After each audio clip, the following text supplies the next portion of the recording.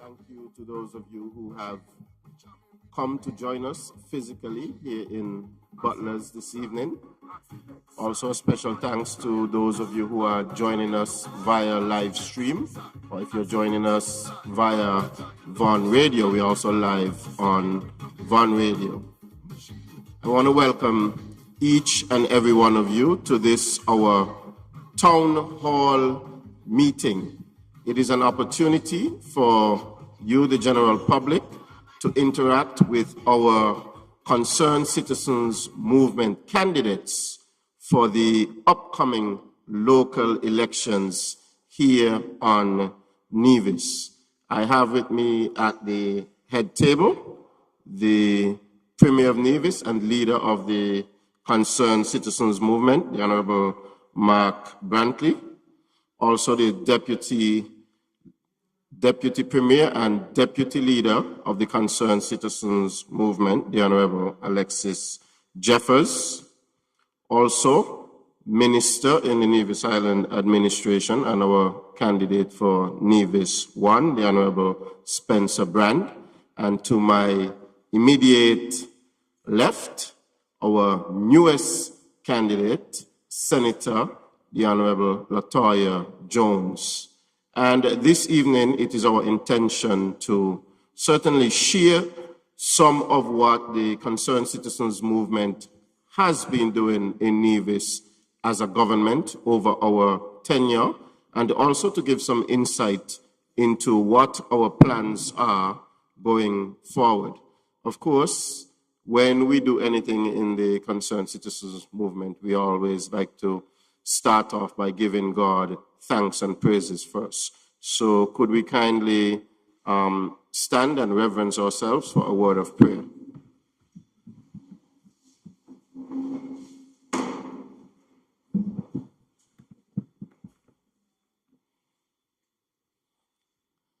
Loving Heavenly Father, we come to you at this hour asking for your blessing and help as we are gathered together.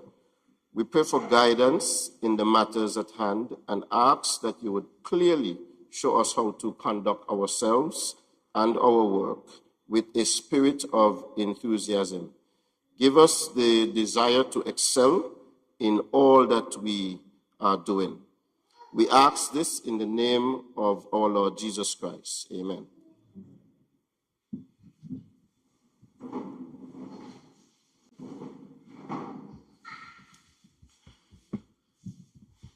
Ladies and gentlemen, good evening once again, and welcome to our town hall meeting. Of course, this is an opportunity for members of the general public to interact with our CCM candidates. We are putting 5 candidates forward in the 5 constituencies here on the island of Nevis, and we are expecting that whenever elections are called here on the island, that we will return 5 victorious candidates.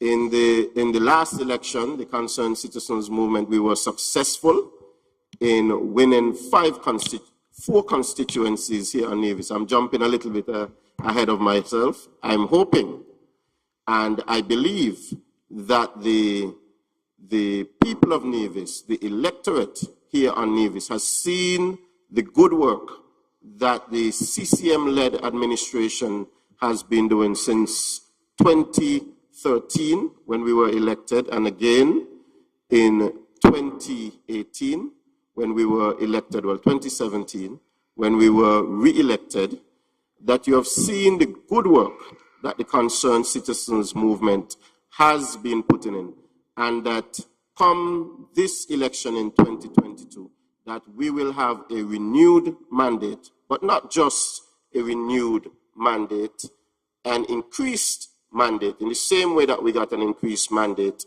in the last local election, we are looking for another increase. So we went from 3 to 4, and in this election, we are looking to take all 5. And it is not all 5 seats for the sake of having all 5. It is all 5 because we believe that the concerned citizens movement is certainly the best way forward for the island and for the people of Nevis. We believe that the candidates that we are putting forward in each and every constituency are the best candidates in those constituencies. We believe that the CCM slate is a far better slate than we are seeing on the other side. And I know, and I am very confident, that when the elections are called, and the voting day is called, and the votes are tallied, and that the people of Nevis continue to put their trust in the concerned citizens movement, that the people will not be disappointed. Because this is a very good team, and we have lots of other persons working along with the team. CCM is a big tent, a very, very big tent, and we are competent people. Ladies and gentlemen, we will get started with our first speaker for this evening, and how fitting, we will start at Nevis number 1, and that's Charlestown, and we start with the Honorable Spencer Brand.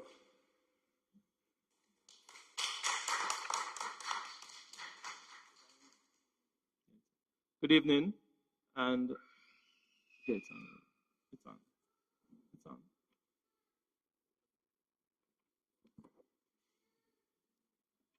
Good evening, everyone.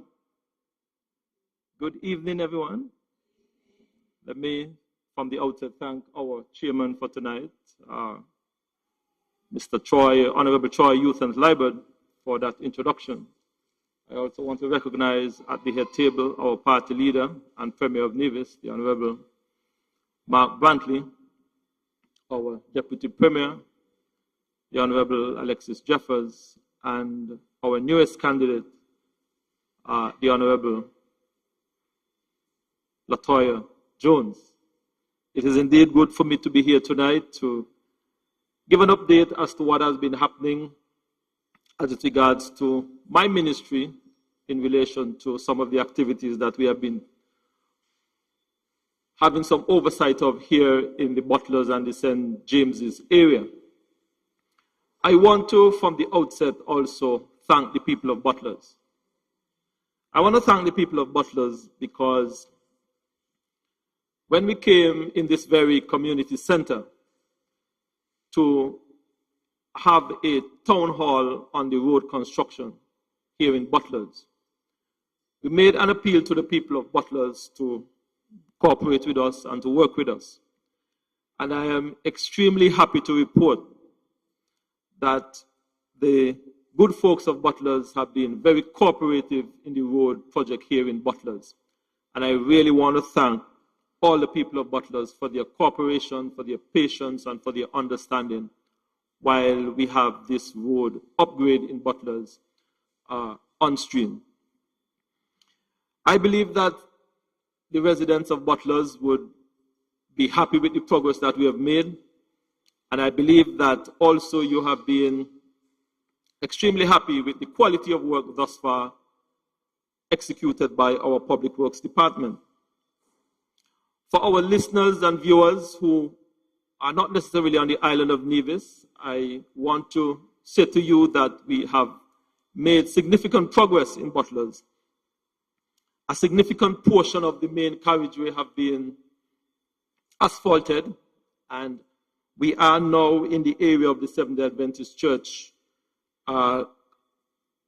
going down to the intersection of Edenbourne.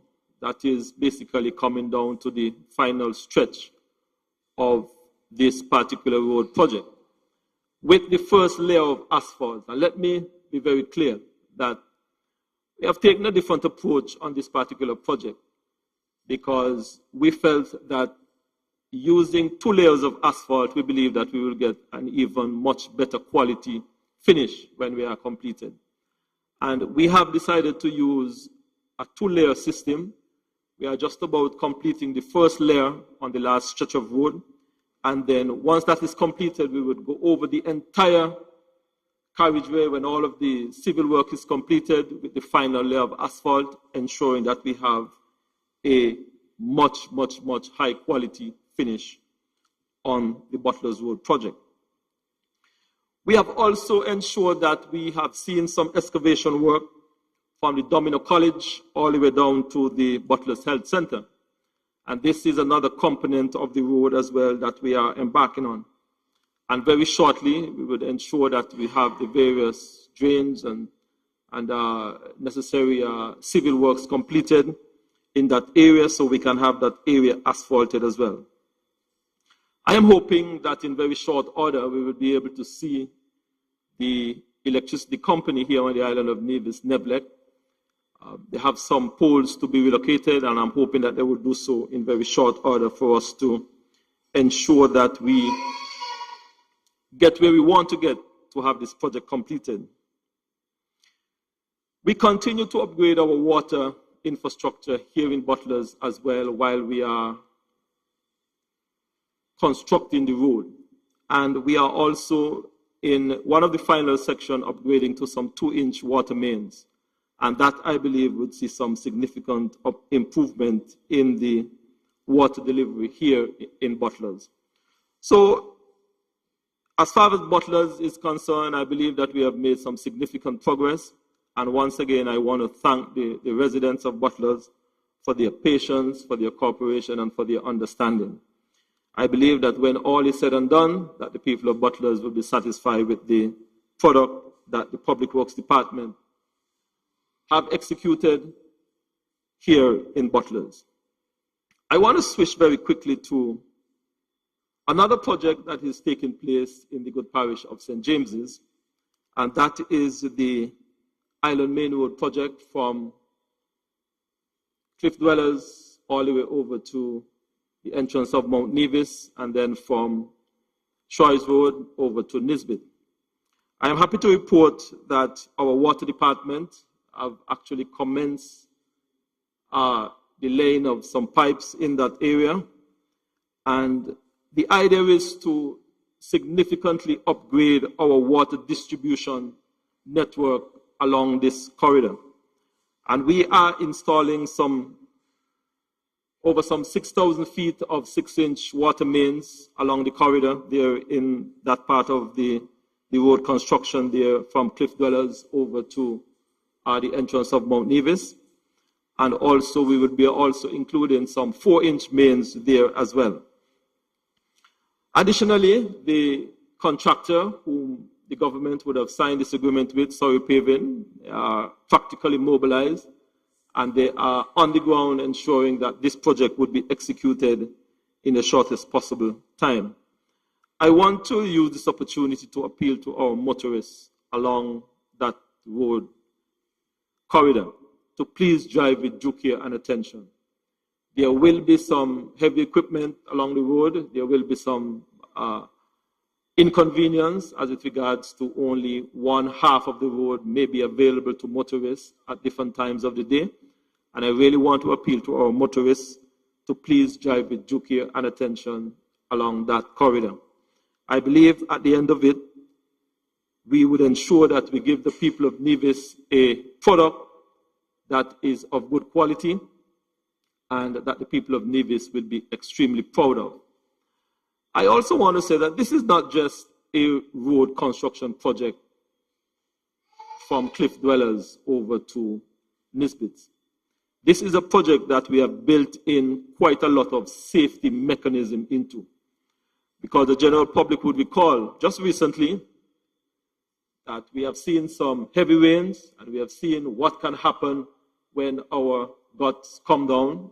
We can see that it can create some problem for our motorists, and we want to make sure that a number of the guts and culvert along this corridor would be improved upon. So that would be a significant improvement in the safety along this corridor. I also want to say to the good people of St. James's that while we are having these various projects on the ground, we are also looking forward for a number of other initiatives that we want to common stream in the new year. And I believe that a lot of the people of St. James's would recognize that at times there have been some challenges with water distribution, especially whenever we have some issues with water. St. James's Parish is one of the parishes that is severely affected.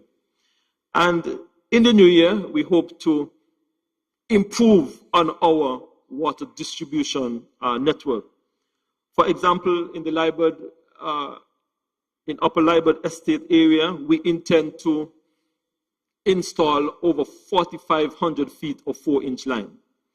And the reason being is that in that area, we have some 3/4-inch lines that is not necessarily delivering the kind of volume of water and pressure that we need.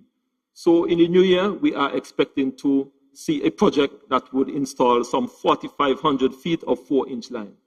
I believe that this would significantly increase the water pressure and the volume of water in those areas.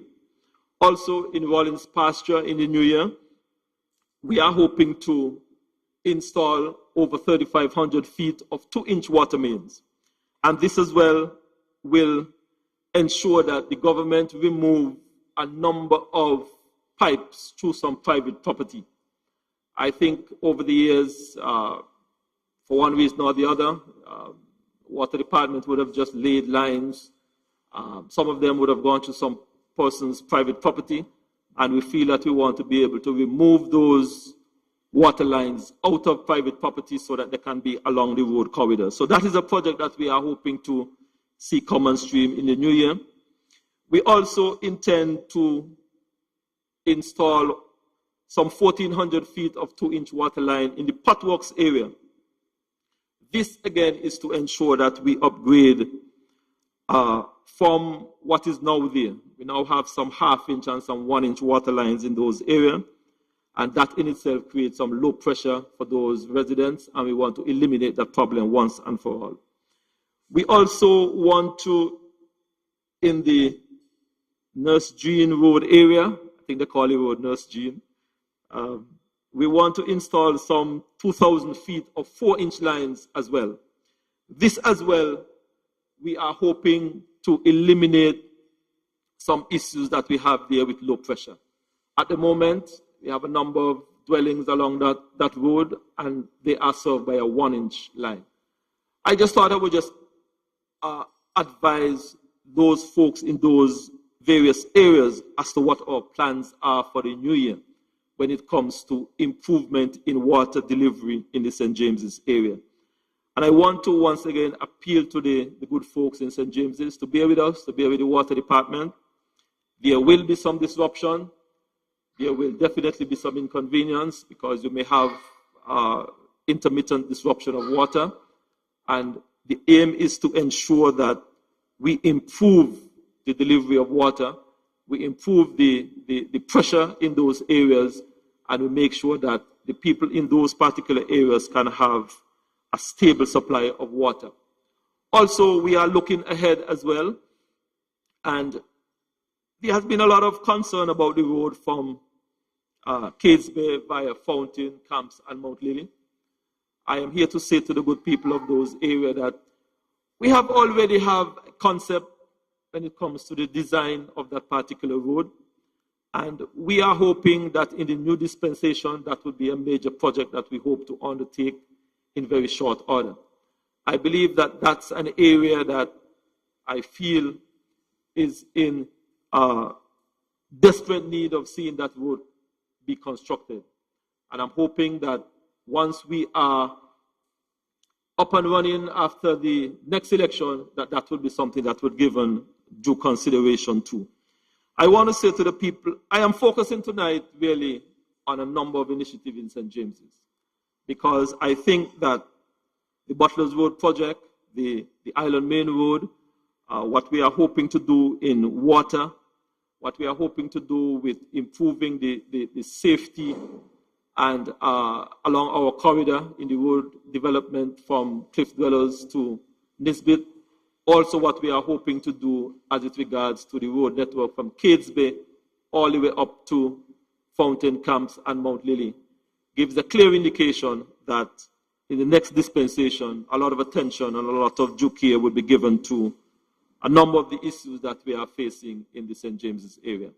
Tonight, we have quite a bit of speakers, so I wouldn't want to take up too much time, but I will stop there tonight and allow my colleagues to make their input. And I will look forward for your comments and questions. Thank you. Thank you very much, Minister Brand, and I must say that that was an excellent presentation by Minister Brand.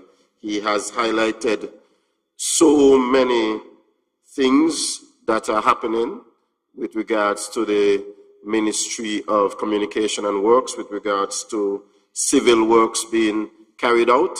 And I like the fact that he focused heavily on the parish of St. James. Of course, we are here in the village of Butlers, beautiful village of Butlers, here in the parish of St. James. And so I'm so happy that Minister Brand would have highlighted so many of the things that have happened in St. James and so many of the plans that are being worked on for St. James. We have, of course, improvements in roads. We have improvements in water. The improvement, of course, is continuous. This is what the Concerned Citizens Movement is all about. We are all about improving the lives of our people here on Nevis. I want to encourage those who are viewing us live on Facebook to share the live. I think that's what the popular people who go on Facebook say, to share the live, let your friends and so on know that the Concerned Citizens Movement, that we are live. We are on YouTube, we are on Facebook, and of course we are also going live on the Eastern Caribbean's powerhouse, Vaughan Radio. Our next speaker will be our newest candidate, our candidate that was recently launched. That's none other than Senator the Honorable Latoya Jones.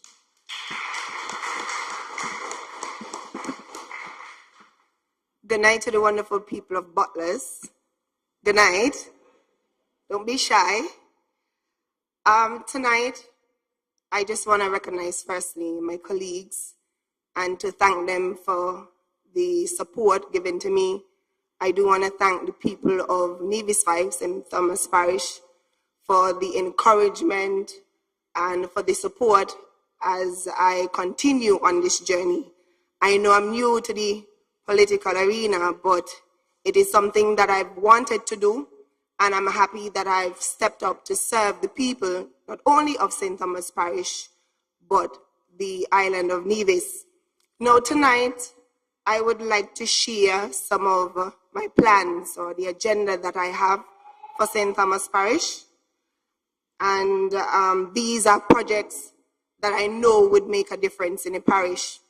Before I begin to highlight them, I would like to say that the initiatives that I've come up with are from discussions that I've had with the people through canvassing, meetings, etc. So these are really a collective idea, and I want to thank the people of St. Thomas's again for welcoming me and for sharing ideas with me as well. So I'll begin with land and housing. Many are aware of the situation as it pertains to land in St. Thomas's, especially in the area of Banscott. We are surrounded by prime lands, and it is quite expensive for villagers to purchase lands. So the government has, we've taken, well, I'm not a minister yet, but I work with the government. Soon to be, soon, right now. And we began to have meetings with the owner of the land there in Banscott, Mr. Karaja. So negotiations are ongoing, and I do hope that throughout the campaign I would have further update. But the idea is for the government to swap lands, government lands, with the lands there owned by Karaja, so that we can provide lands to the people of Banscott. In terms of housing, the goal is to provide or to construct houses in areas warehousing can be done. As it relates to Banscott, the goal is to go back and have another meeting with the villagers there so that we can decide whether they would like to purchase the lands, have us do like a housing development, or they would like to just purchase the land and do their own styles of homes. So that is one area. For education, education is the foundation for everything. And for me, I attended the St. Thomas's Primary School. I am 31 years of age, and the school is over 50 years old. So a new and improved St. Thomas's Primary School will be undertaken. Annual scholarship programs would be done for students at the school. And I think I've done this before, and I've encouraged persons within the community to become involved and offer scholarships to students. Now, a homework assistance program is definitely needed, whether it would be at the school at afternoons or it would be at the community center. The idea is to have all community centers equipped with printers, computers, libraries to facilitate learning. And so a homework assistant program would be done. Establishment of a St. Thomas Parish Art Studio for skilled workers, those who are good artists, etc., would be constructed. The idea is to have session there so that our people can continue to learn a skill and pass it down. Hopefully it's passed on from one generation to another. For health, the Cotton Ground Health Center was moved and placed into the community center in Cotton Ground. It is my goal to construct a new health center for the people of Cotton Ground. After that, we would have special mobile health fairs throughout the parish to educate people on diabetes, hypertension. I think this is critical that we educate our people about these diseases. For our farmers and fishers, I've had meetings with the farmers and fishers, and I think in some cases they expressed that they would feel left out. And when I had a meeting with them at Jessup's, and I've met with them when I go to the beach on Saturdays, I've been there a few times, they indicated to me that they would like a few things done. In terms of the farmers, we have lands at Catesby where we do farming, and the goal is to establish a farmers arcade, something similar to a market, so the farmers can sell their produce there rather than having to go to town at the market. You know, the market in town is full as well. So we're giving them an opportunity to stay in St. Thomas's and to sell their produce there. For the fishermen, kiosks for storage and other usage will be constructed, and a dockyard. They have been asking for a dockyard for the fisher folks to assist with space and when they have to repair their boats. For job creation, I will work with existing and new businesses to organize job fairs. This is to expose our people to employment opportunities. Training initiatives would also be done, whether it's resume writing or interview skills training.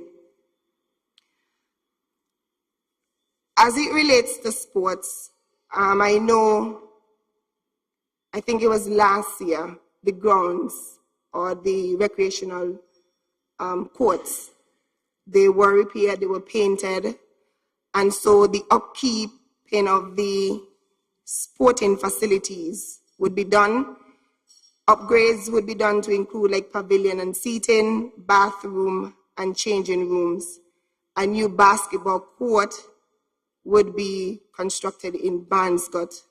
As you're aware, Banscott had a basketball court, but during the time when the opposition was in government, they removed the court to put down the community center, and the people were not pleased about it. However, I have made the promise that once elected, I would definitely give them a basketball court.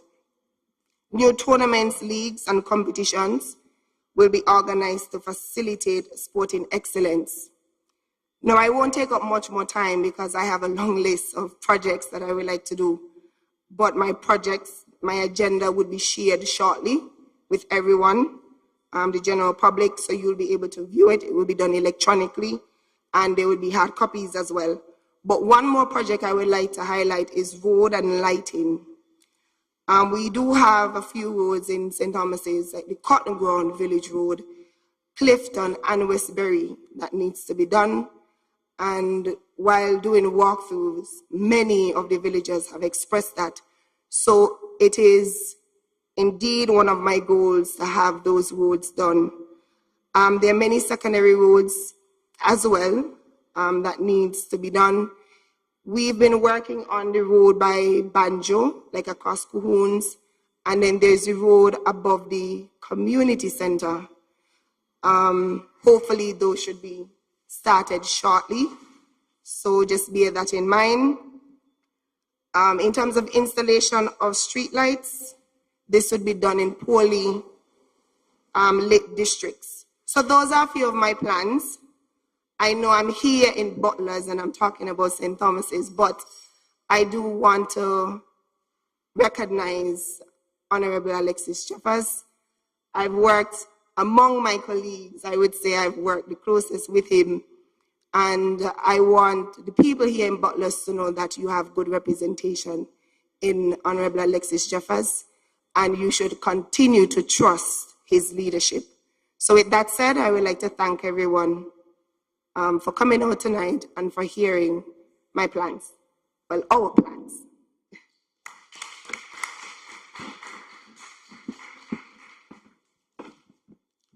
Ladies and gentlemen, that was the Honorable Latoya Jones. And I have a good feeling about this upcoming election, you know. We realize that in times past, people used to say that St. Thomas's is a sort of safe seat for the NRP. You don't hear anybody in Nevis saying that now. As a matter of fact, the people from the NRP, they are up and down, all over Nevis. And when you hear them speak, all they say, we're defending St. Thomas's. So it has to be that the concerned citizens movement, we are doing something good. And we are bringing to the people of St. Thomas's a candidate who they could put their trust and confidence in, and that is Latoya Jones. And we know that when the elections are called, it's going to be 5 in the CCM column. Ladies and gentlemen, we are moving right along, and we are here in Butlers, here in St. James's.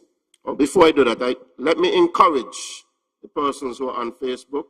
As I said before, share the live. The live is building quite fine, and we are taking questions from the live stream.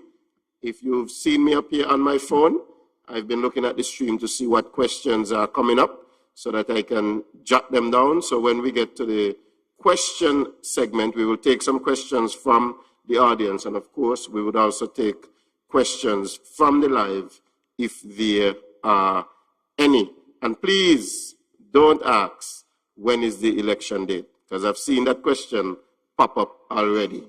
When the Premier is ready, he will make that announcement. So please exercise some patience. We're moving right along. And our next speaker, of course, is the man for St. James. He has been the representative for St. James. He is now the Deputy Premier, and he is the one who has been delivering for the people of St. James and will continue to deliver for the people of St. James. The Honorable Alexis Jeffers. Thank you very much, Minister Liebert, and good evening to everyone. And thank you for coming out to this town hall meeting this evening. Let me also welcome all who are viewing online, all of the various platforms that are available to us these days, Facebook, YouTube, and the like. I want to say good evening or good night to you. It is indeed a pleasure being here this evening, here at the Butlers Community Center. And I want to say, Troy said we are in Butlers, we are in St. James, but we are in CCM country, as we say from time to time, because the constituency of St. James since 1992 have been in the column of CCM. And I will say to you that ever since I was elected in 2013, I have increased my tally here in St. James, election after election after election after election.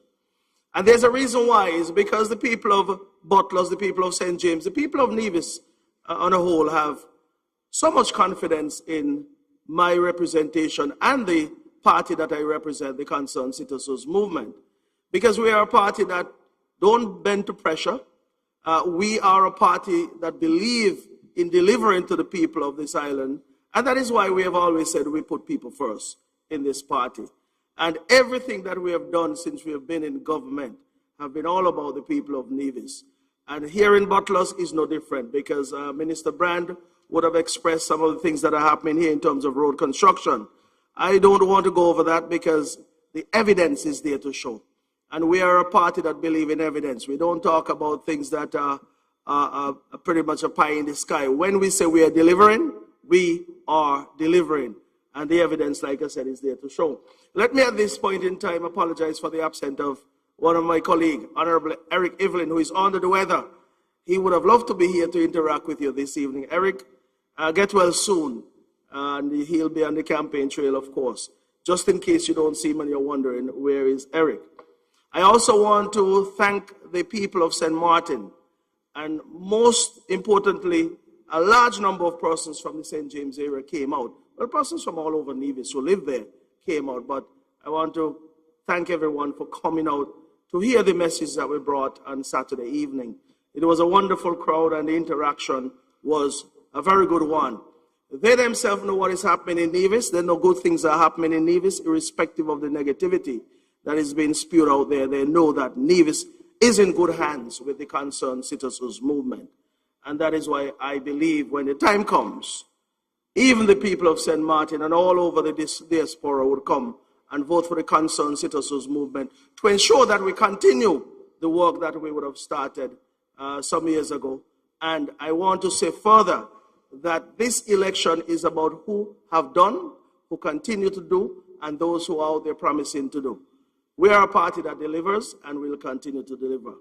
Ladies and gentlemen, I want to, at this point, congratulate the St. James Primary School for reaching the finals of the primary school football competition. I do so publicly because they would have done a marvelous job in terms of getting to the finals, but more so they are a small school. And what this suggests to me, and it is akin to that biblical story about David and Goliath. St. James Primary School was like David, small school of just about 50 persons. They came up against Charleston Primary School, a school of over 300 students, I believe. And what they would have done, in my opinion, deserve commendation, because I can recall in 2013 when I became the representative of St. James, there were about 29 students there. And there were discussions all up and down the island, not only in cabinet, but at the Ministry and Department of Education to close that school. It was always my feeling that that was not the answer to the difficulties that that school was facing. But we had to come up with some solutions. And as such, I want to commend the Premier and the Cabinet for sticking with me in my belief. They laugh sometimes, say that some of us are not producing, but some of us have gone beyond that stage where we have raised our children, and we are hoping that other persons would feed into that school. And so, what we came up with was a housing development over there at Madden's called Cedar View. And we felt that that was one of the things that can be used, or one of the initiatives that can be used to feed into that school. And we have seen the results of that. We have seen students from the area going to that school, and we have seen students from outside as well coming there.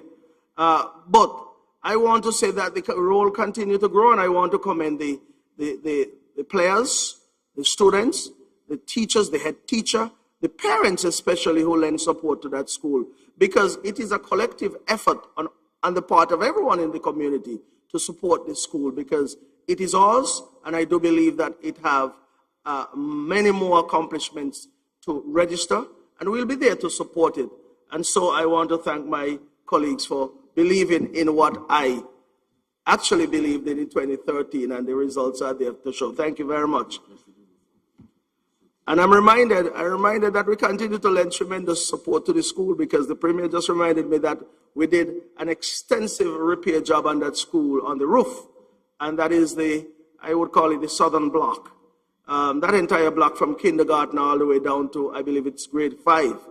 We removed those galvanized and placed a new ceiling on and new galvanized, repainted the classrooms, and the learning environment have since been improved. And we will be doing some additional work on the hall. That's a bigger building that is on the northern side of that school. So we have work to do there, but I will say that I am excited about what the prospects are for that school, and I want us to continue to lend our support. But ladies and gentlemen, since I've been the representative of St. James, we have done some marvelous things in St. James. And I am happy about my exploits and my work as the representative of St. James. And as I said before, that is why we continue to get larger and larger victories in St. James, because people are happy with their representative.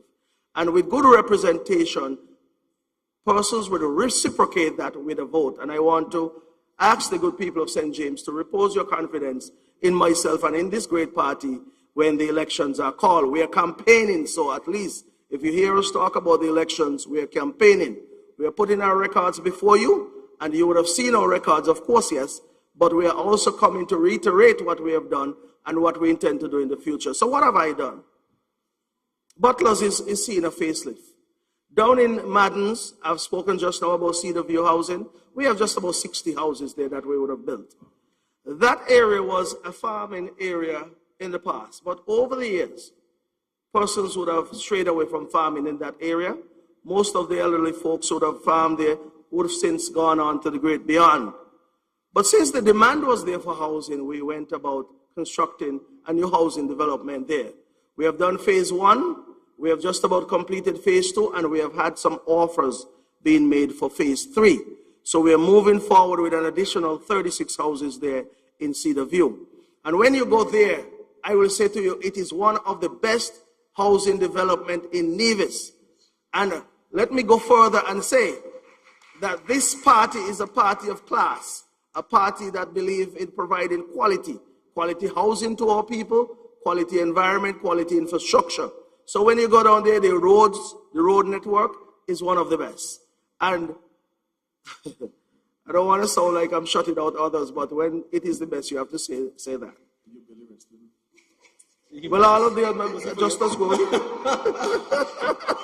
Because Kuhun, which I'm going to talk about that when we get down in the cotton ground, Kuhun is an example of what we would have done as a party. But I'm sticking with St. James this evening. Not only that, as I'm going down the road, let me talk about roads that we would have done in Bricklin. Currently, we are constructing a bridge over the gut. Those of you here who know about over the gut, close to the premises of Wenford Griffin, that is the bakery that is over in Bricklin, over the gut we call it. That bridge that we removed recently was an old bridge, over 40 years, almost 50 years old. And it was in a state of disrepair, one that I believe would have presented some safety challenges for the people who live in that area.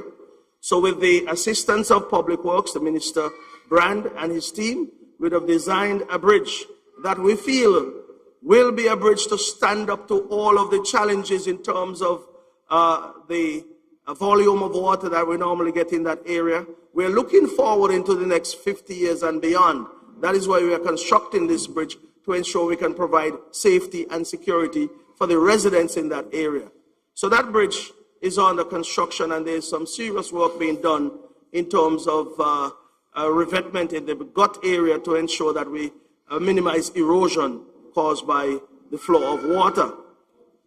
We also would have done some work in the Patwalk area in terms of roads, and then, of course, my pride and joy is going down in Newcastle, for example, and speak about the police station. When I became the representative of St. James, all of you here would have traversed that area prior to 2016, for example, and you'd have seen the old building that was there, that old dilapidated building. It was unsafe, it was a safety hazard, a health hazard, and it was an environment in which we feel all policemen and women who provide safety and security for our citizens, it was not an environment for them to exist in. So we made the commitment, and with that commitment, we went about tearing down that old structure, and we would have built what I believe is one of the best police stations, not only in the Federation of St. Kitts and Nevis, but perhaps in the OECS. And where is it located? It is located in St. James. And that is why I'm so proud of my representation, because when I go out to seek to do any improvement in the constituency of St. James, it is always my belief that I should have the best over here.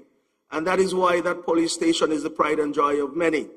And why is it important? We have hotels here. We have a medical university. We have citizens who are here, visitors who come here. We have a thriving environment here in St. James, and the protection and the safety and the security is necessary, and that is why we had to get that new structure built. So I want to commend my colleagues for supporting me on that as well. Additionally, many of you who are here would recall in 2006, before the previous CCM would have left office, the construction of the Viogen Primary School grounds, the Viogen Sporting Facility. Construction started then under the leadership of the Honorable Nurse Jean Harris. But the NRP took the reign of power in Nevis in 2006, and with that they abandoned that field. They abandoned the construction. Well, it was always my commitment to the people of St. James that we would have a first-class sporting facility in St. James. So the work was continued somewhere around 2016, where we built or finished the pavilion, improved the surface of the field, built bathroom, and placed lights at that facility. Why we did that? In the evening, for example, and some of us go to work during the day, we only get a chance to engage in recreation in the evening. So indeed, the lighting of that facility was important. So you see persons there in the evening playing cricket, playing football, and walking the field to exercise and the like. And I want to say thank you once again to the Cabinet of the Nevis Island Administration for supporting me in ensuring that facility is completed. What has happened since is that almost every Sunday down there is like a carnival is happening, but it is cricket being played. And what I have found is that since that sporting facility has been used, we have seen a resurgence in cricket here on the island of Nevis. We have moved cricket from Grove Park, which is in the town area, to the country area where persons are now coming to St. James and coming to VOJ to view cricket or to participate in cricket, and that has seen a revival in that particular sporting discipline. And that is not the end of it, because I have had the assurance from my colleague that we are going to continue with the improvement of that facility in building a basketball court. Well, there's a basketball court there, but it has fallen into a state of disrepair. So we will be reconstructing that. We'll build a basketball court, netball court, and add a tennis court for our young people, our young men and young women to get involved in that particular sport. It is a physical sport, one that I know my good friend Mackie would love to come down from his home and not go to Four Seasons to play, but play in the area. And I'll take him on and challenge him right down there in that court when the time comes. So that is a good compliment to the sporting disciplines here in St. James.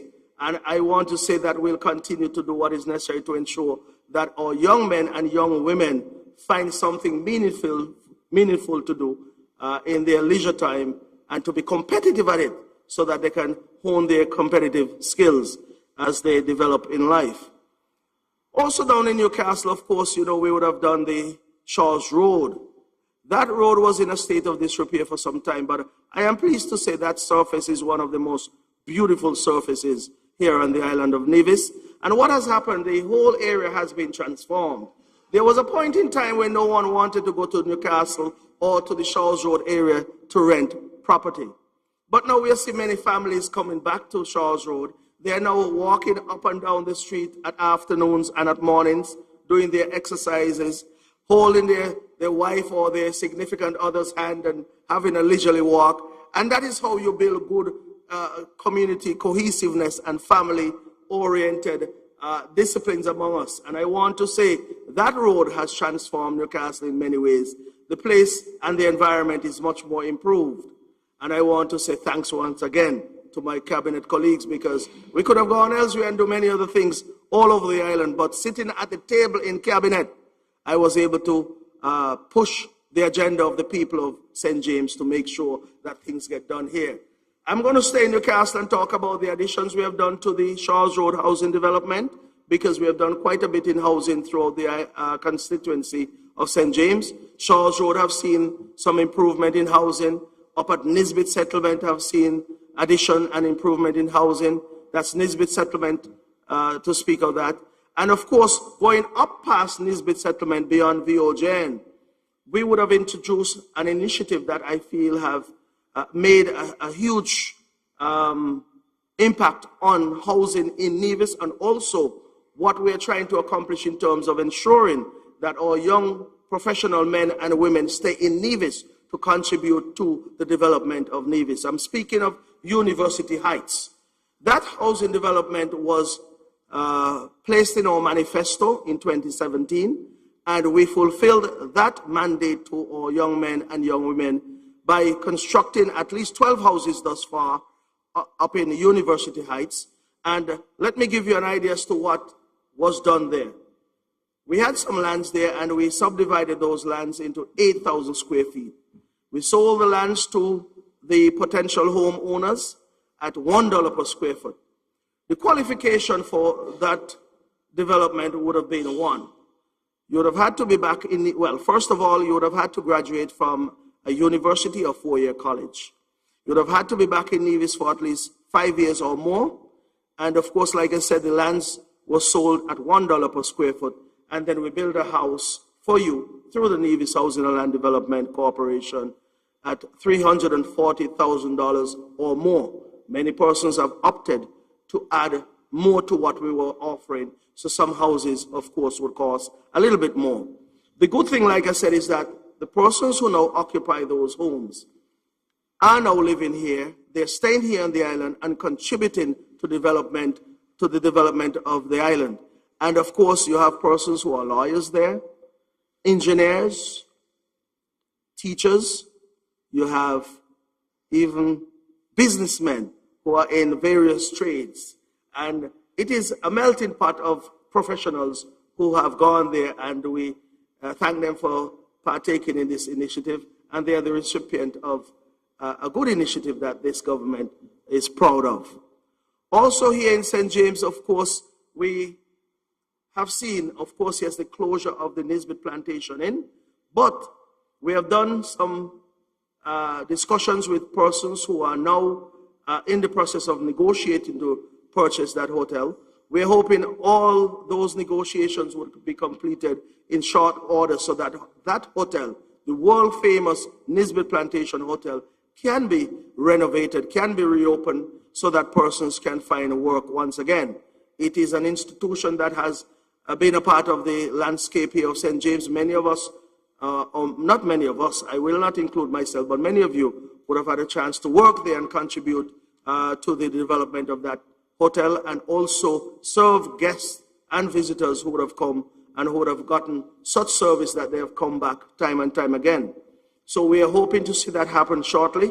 And also, I would want to report at this time, the Mount Nevis Hotel, which was closed in 2019, is now on the verge of reopening on the 1st of December. And yeah, that is an absolutely good thing. And persons have called me and said that they have gone there for interviews and they have been given employment already. So we are getting persons from St. James and throughout the island of Nevis who will be getting some form of employment there.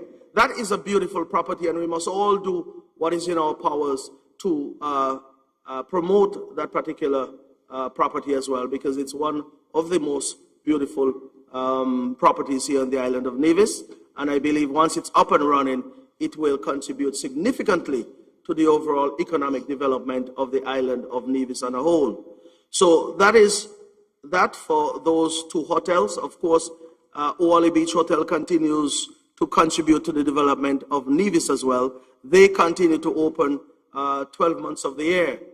I want to commend the Yarwoods for their exploits in that area. And they employ persons from St. James, persons from all up and down the island. And I want to commend them for sticking with that hotel and to ensure that it continues to contribute to this constituency and to the island of Nevis.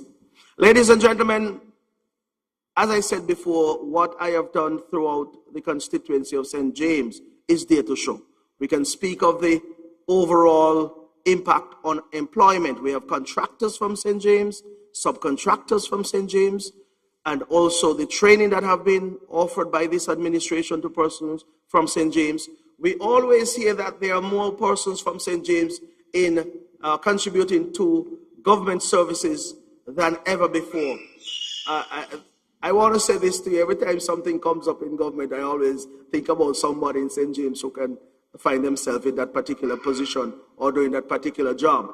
And that is not for anyone to knock me on, but to say that once you are voted by your constituents to look out for your best interests, that is what the representative should do. So if I am boasting about that, it is because I'm passionate about looking out for my people, the people who would have put me there around the table to contribute and to make whatever input that I can make on your behalf.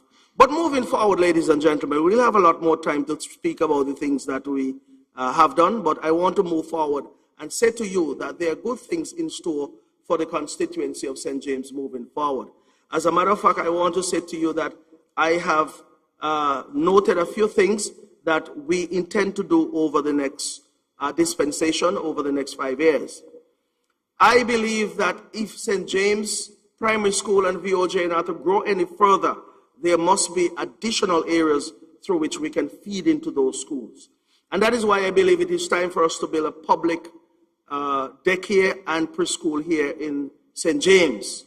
What we find happening is when persons take their children to perhaps a daycare center in Charlestown or preschool maybe in St. Thomas's or any other parish, that is where they will take the child or their children to go to primary school, for example, unless the zoning rules are enforced in a strict way. So we have found persons who would have left here, gone to perhaps the Inez France Daycare Center, and they continue to go to the St. Thomas's Primary School. Well, we are saying if we have our own daycare center here, our own preschool, we do have one at Combermere, but that has its limitation in that there are only 20 students or children that can go there from time to time. We are looking at expanding on that or getting something larger built so that these children can feed into St. James Primary and into VOJ and primary schools so that we can build these schools.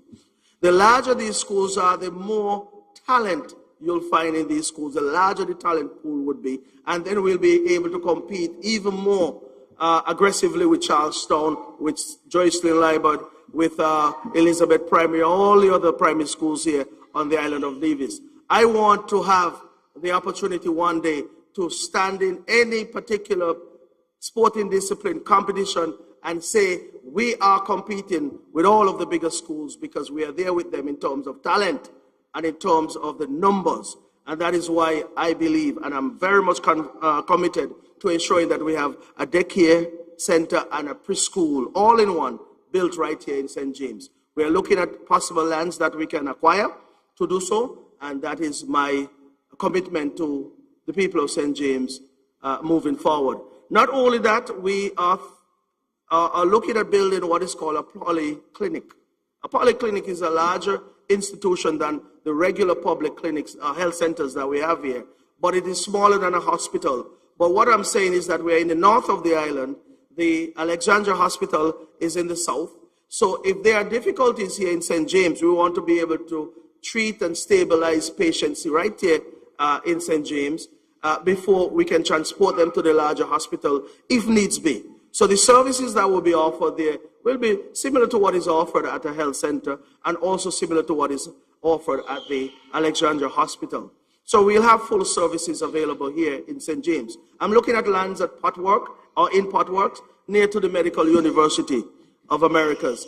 And then, of course, we'll have assistance from the students there or the doctors there, whomever can lend some time and resources and energies to that particular institution when it's built.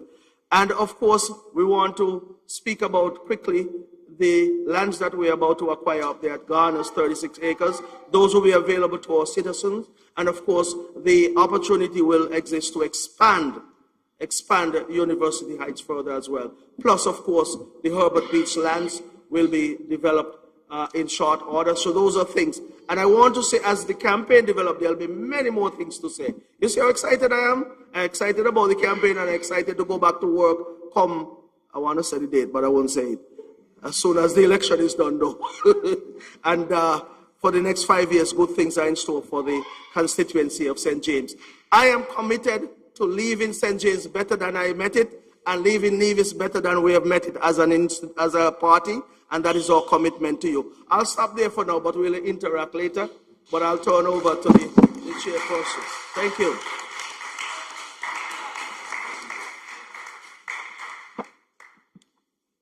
Thank you very much, Alexis. And we've heard quite a lot about what has been done here in St. James's and about some of the plans that we have for the future. Of course, I want to join Minister Jeffers in congratulating the St. James Primary School. I think they deserve another round of applause. And I must say that the football tournament this year was quite different to any of the other primary school football tournaments that we've had. Certainly the semi-finals brought out some really large crowds, and then the finals did even better. Somebody was comparing the atmosphere at the finals to inter-primary. So if we are getting up into that type of status with the football, then something really, really, really good is definitely happening here in Nevis. And again, I want to say congratulations to St. James. I don't normally, I'm not normally partial to any school. I try to go out and support everybody, but I was kind of rooting for St. James in that final game, and they came very, very close to winning the game in regulation. The game went to penalties. However, they had a draw in regulation, and they went to penalties, and they fell in penalties. So you could say that it was a tie game up to the end of regulation. So the St. James's School, despite the fact that it's the smallest school on Nevis, and I realize Minister Brand at the end is not looking so happy. but it was a valiant effort, and in the end, of course, Charlestown Primary came out on top, and we certainly want to congratulate Charlestown Primary. We know that Charlestown Primary, of course, is the powerhouse primary school in Nevis when it comes to sports, whether it's athletics, football, cricket. They are at all times, perennially, they're at the top. So, but this time I was very happy to see that St. James, that they rose up to that level, and we're looking forward to more of that. And I know with Alexis Jeffers as the representative for St. James, that we can look forward to more of that, and we could look forward to certainly bigger things here in St. James. Ladies and gentlemen, we are live, of course, Facebook, YouTube. The chatter on Facebook and YouTube is going. I've been checking every now and again. Of course, we will be taking questions from you. It's not too late to share the live if you're on Facebook. give us a share on your own Facebook page, the Concerned Citizens Movement. We are surely the party here on Nevis that continues to work on behalf of you, the people of Nevis, and we are the party that have the people of Nevis at heart. We have, okay, before I do that, we will be having a public meeting. So that's a public meeting on the platform tomorrow evening in Hamilton. So when you get to the junction of Government Road and Hamilton, you drive up Hamilton Road until you reach the meeting. You will know when you're at the meeting because that's where the big crowd will be, the big sea of blue. So I'm encouraging all of the CCM people, all of the Nevis people out there, all of the people who have Nevis at heart to come out tomorrow evening. It's going to be a big, big night in Hamilton. You might just hear something special if you come out tomorrow night. Not preempting anything, not saying that anything is actually going to happen, but I'm just saying, hey, who knows, just might happen tomorrow. You never know. So come on out to Hamilton. I want to see everybody there early when we get there, 8 p.m. 8 p.m. tomorrow evening at Hamilton, our big, big public meeting. Okay, ladies and gentlemen, we have one speaker left. And of course, this speaker requires no real introduction. He is the Premier of Nevis and the leader of the Concerned Citizens Movement, the Honorable Mark Brantley.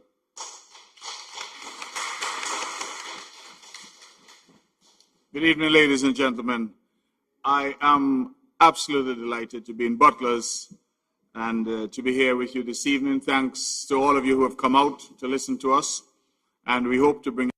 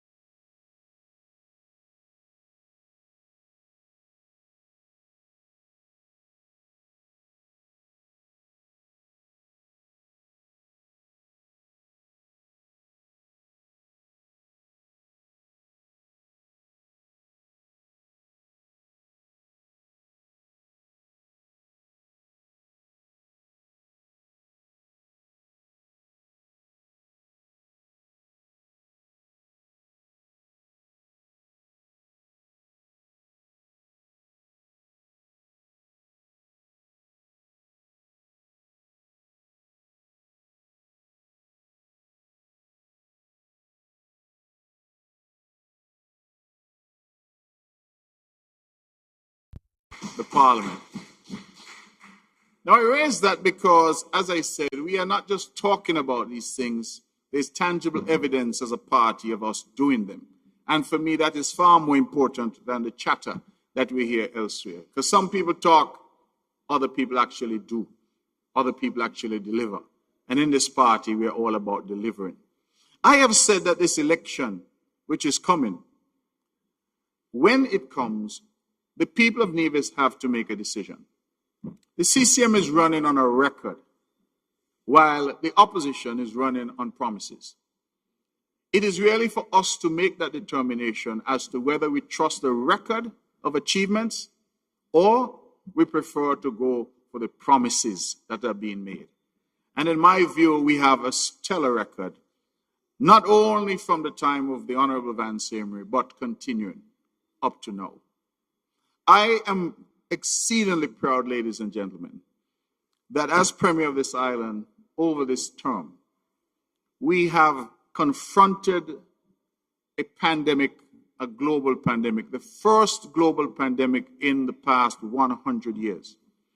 No other Premier and no other government in the history of Nevis has ever had the challenge of a global pandemic. And we confronted this pandemic, which lasted from 2020 to 2021. And I am pleased to say that the island of Nevis is still standing and is still strong.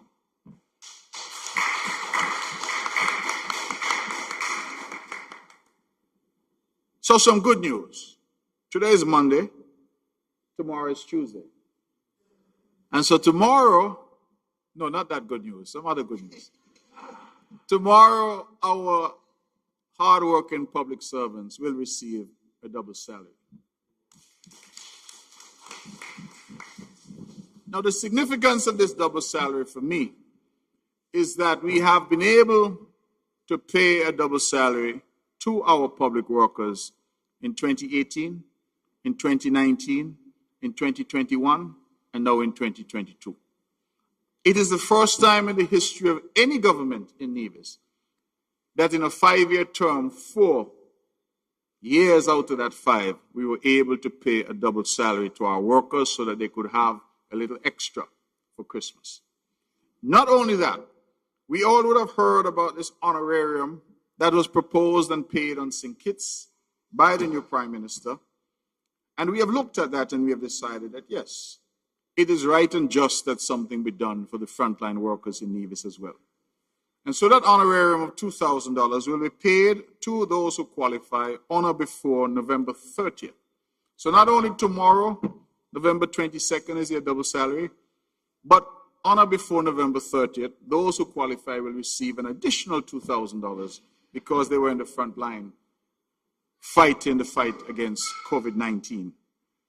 We have done something, I think, unique in Nevis, because we have said that part of those persons who were on the front line were not necessarily public servants. And so we've sought to include the taxi operators and the water taxi operators in the payment of that money as well. And I'm again very proud that we have been able to honor that commitment to these frontline workers who, let us face it, when we didn't know what COVID was, we didn't know the extent of the danger, they were willing to put themselves on the line to keep us safe. Ladies and gentlemen, I think that this government has done some big things. I know that much of the discussion tonight has focused naturally on St. James because this is where we are, and has focused in the case of Ms. Jones on what she proposes to do in St. Thomas's. But I think that there have been some big achievements by this government. Not only have I mentioned 4 double salaries in 5 years, the honorarium which will be paid by November 30th, but we have also, and in fact I'm motivated to talk about it because just today we did some adjustment to the policy that this government, and I want to thank my cabinet colleagues, in providing a retirement package to our non-established workers. It is the first time in history that our non-established workers can now look forward to getting something when they retire. We have all heard the complaints. We have all heard the complaints. Some people have worked for 30 and 40 years. And when they were done, they walked away with just a thank you. Well, under the CCM administration, that has changed. And I am delighted that any workers can now get some benefit when they retire from their labors in the vineyard of government service. We heard much being said recently about the high cost of electricity. And we understand, at least I would think, that most people understand why the electricity bills were so high. They were so high because of the cost of fuel. And the cost of fuel was high, ladies and gentlemen, because we have the war going on in Ukraine, which restricted supply, and also because OPEC, the cartel, is it a cartel? That is probably not the right word, but the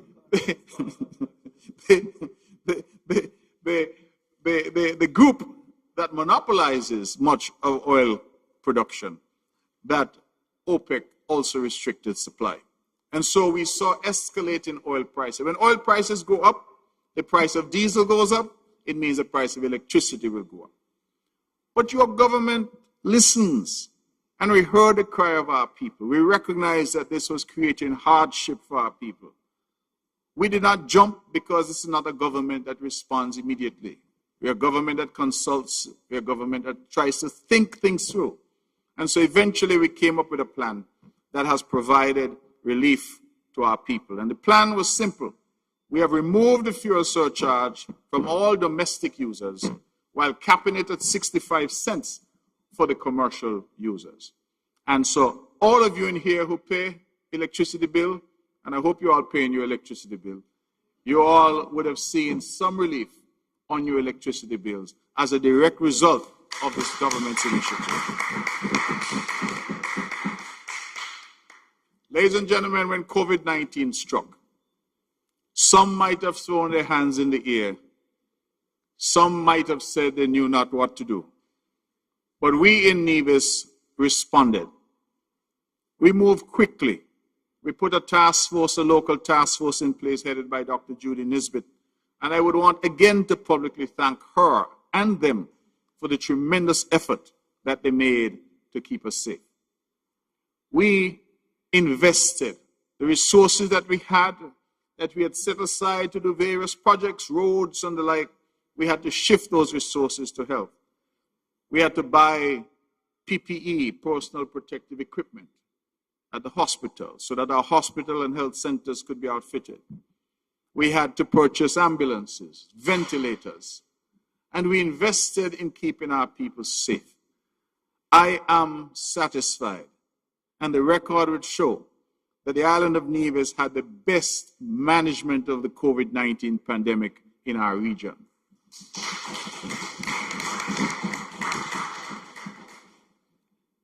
I believe that had Nevis at that point been in different hands, the results might well have been different. But we were steady, we were sober. I remember the days when I got up on a Sunday and went on Van Radio to try and explain what was happening, and we did what we needed to do as public servants to keep our people safe. I am proud that we didn't lie down. We didn't say that this is beyond us. You elected us to serve you, and we stepped up to the plate, and we did what we needed to do so that we could be here in November of 2022 standing strong and standing as Nevisians proud that we can now push forward, having weathered the storm that was COVID-19. And ladies and gentlemen, we were innovative. We sat down and we said, what would happen if the port of Miami were to close and the containers couldn't come? Rams and Best Buy them couldn't bring in their containers. What would happen to us? And we charged the man who they say is the hardest working minister, the representative from St. James and our deputy premier. And we said, listen, we need more food production on Nevis, and we need it quickly. And we channeled the meager resources we had into agriculture. We provided free seeds, free seedlings, free land preparation. We even provided free fencing wire, free fertilizer, free water. and we provided to our livestock farmers free feed, to our fisher folk free fish pot wire. And we said to them, even to our backyard farmers, go out and produce, particularly the short-term crops, the quick crops, because we knew not what would happen in terms of COVID. I am really proud of our response in terms of agriculture. The Honorable Alexis Jeffers, during that period, became the Minister of Agriculture federally as well. And he used his office there to ensure that farmers in Nevis benefited from free shade houses. I believe we distributed 5 shade houses in Nevis, each one costing over $60,000. That is a level of investment and commitment that we made to the agricultural sector. But we didn't stay there. We looked around and we said, what could we do? Our hotels were closed. Our economy was in despair. What could we do? And we decided, ladies and gentlemen, that we would try to get a movie industry. Many people laugh. I'm sure a lot of you in this room laugh too. But we have been able to create something here from nothing. And thus far, some 8 movies have been filmed on the island of Nevis. In fact, there's one called Christmas in the Caribbean, which I'm told is out now, and which I hope all of you will go to see. Nevisians have been exposed to a brand new industry because of the innovation of this government and because we decided that we needed to think outside the box. And so I believe that on any measure, we have stood up to the challenges. We have sought to address them in a frontal way. We have not laid down or played dead. We have worked hard. I am looking through my notes here because I wanted to address one last thing, and that has to do with jobs. When COVID hit, naturally, because of our heavy reliance on tourism, a lot of our people who work in the tourism industry, the hotels, the restaurants, even some of our fisher folk, farmers, struggled because they couldn't sell their produce. I'm sure many of you used to see the fishermen on the side of the roads with lobsters trying to sell because the hotels clearly were not open to buy them. And we were concerned about jobs and about job creation. I am here tonight in Butlers to say that I have had recent statistics as of July 2022 from the Social Security. And I always preface Social Security numbers by saying that we know not everybody is registered with Social Security. So there are jobs that our Social Security numbers will not account for. So let us understand that when Social Security gives us numbers, the job numbers are actually always a bit higher. Let me, at the same time, encourage those who are listening to go in and register with Social Security. It's important even if you're self-employed. But as of July 2022, they compare the period July 2021 to July 2022. Jobs in Nevis increased by 6.4%. Some 7.1% of the workforce held multiple jobs, an increase from last year to this year of some 54.6%. Of note is that as of December 2020, when we know the COVID was hitting us hardest, we had dropped to a low of 4,600 jobs on the island of Nevis. 4,600 jobs. As of July 22nd, 2022, the total jobs stood at 5,600 jobs. It means, therefore, that between December of 2020 and July of 2022, we had added 1,000 jobs, or 21.7% increase. It means, therefore, that the jobs have come back. It means that we are growing again in terms of job creation, and we see new businesses opening. We see restaurants, we see various establishments, and I believe the Honorable Alexis Jeffers has already spoken to what we expect to happen in terms of some of the hotels and the hotel sector. I believe that that is important because these are the tangible indicators of progress. And when we come and we talk, we bring evidence. We don't just come to talk. We don't just come and allege. We bring evidence, and that I think is important. Very quickly, we have a number of big plans for the island of Nevis. We want to do what we are referring to as a South Coast Road. Anybody who knows Nevis well knows that the entire South Coast running along that coast from Long Point all the way over to Handlers Road, Hickman's, that area is largely uninhabited. We want to open up that area for development, and so we are proposing a major road project to link along the South Coast Road, which we hope to embark upon in the new term. Geothermal, you would have heard of the developments. The CDB meets on the 9th of December, and we hope to have the funding of $18 million then to do the drilling phase of that project. The Sixth Form College, the Honorable Troy Liebert, as our Minister of Education, has agitated long and hard for us to separate the Sixth Form from the current Charlestown Secondary School, and that is a project we intend to do to set up a standalone Sixth Form College. TVET education, we've already completed the first TVET center at the Gingerland Secondary School, and we intend to do the second one at the Charlestown Secondary School. And TVET will allow our artisans, our workers, to get certified technical training, as opposed to now the system we have, which largely focuses on academics. Our Minister of Agriculture and your proud representative, he has proposed a broiler industry for Nevis. Simply means that we now need to start to produce chicken for consumption. We are already almost self-reliant in egg production. We need to do the same now in terms of chicken production as well. Our hospital. There have been criticisms about the efforts being made at Alexandra Hospital. I am here to tell you that that project is no ordinary project. That project is actually 2.5 times the size of the existing hospital. So if you take up the current Alexandra, you could put it inside the new building 2.5 times. It's a massive undertaking, and we hope to have that delivered to the people of Nevis in 2023. The Gingerland Market, the Honorable Eric Evelyn, who's not here, but I believe you'd want me to mention that that will be undergoing a major overhaul. You have heard about the Westbury Fountain, Mount Lily Road, and to that I will add in my own constituency the Church Ground Hamilton Road, which are all important.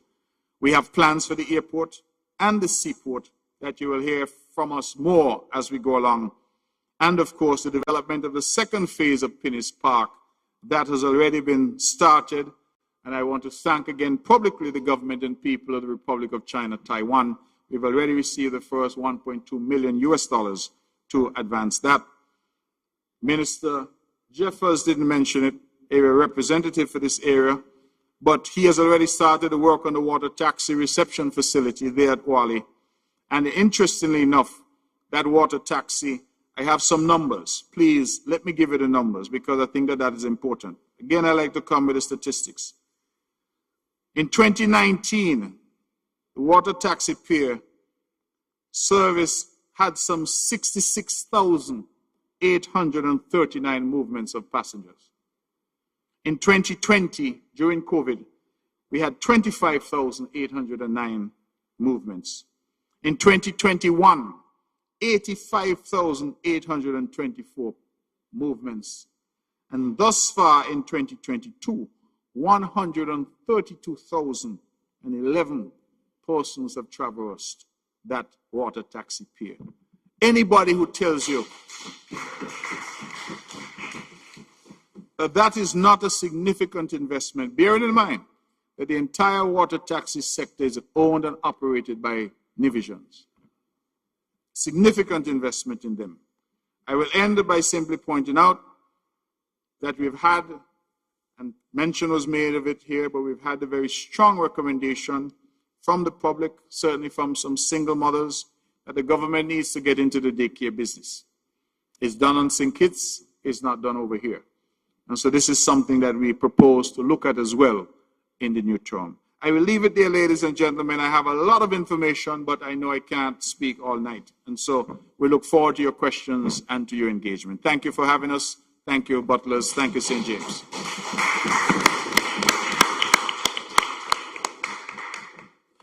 Thank you very much, Honorable Premier and leader of the Concerned Citizens Movement. Ladies and gentlemen, there you had it. That's our presentation. And of course, we will now open the floor for questions from those of you who are here in person.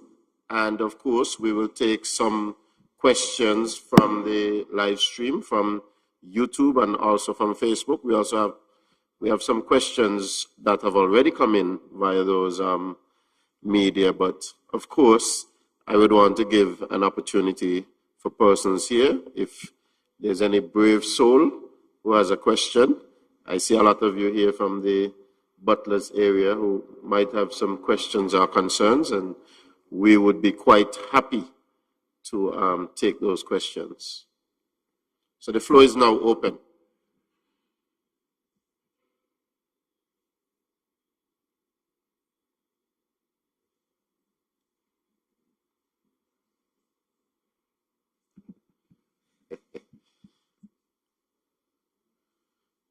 Okay, we have a hand up here.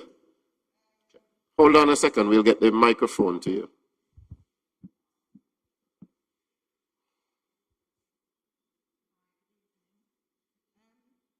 I just wanted to ask, Latoya mentioned about having computers. It's on. Hi, hello. Okay, yeah, and Latoya mentioned about having computers and printers available in community centres, and I just wondered if that is expected to be rolled out to all community centres, and also would they be available for the whole community rather than just children?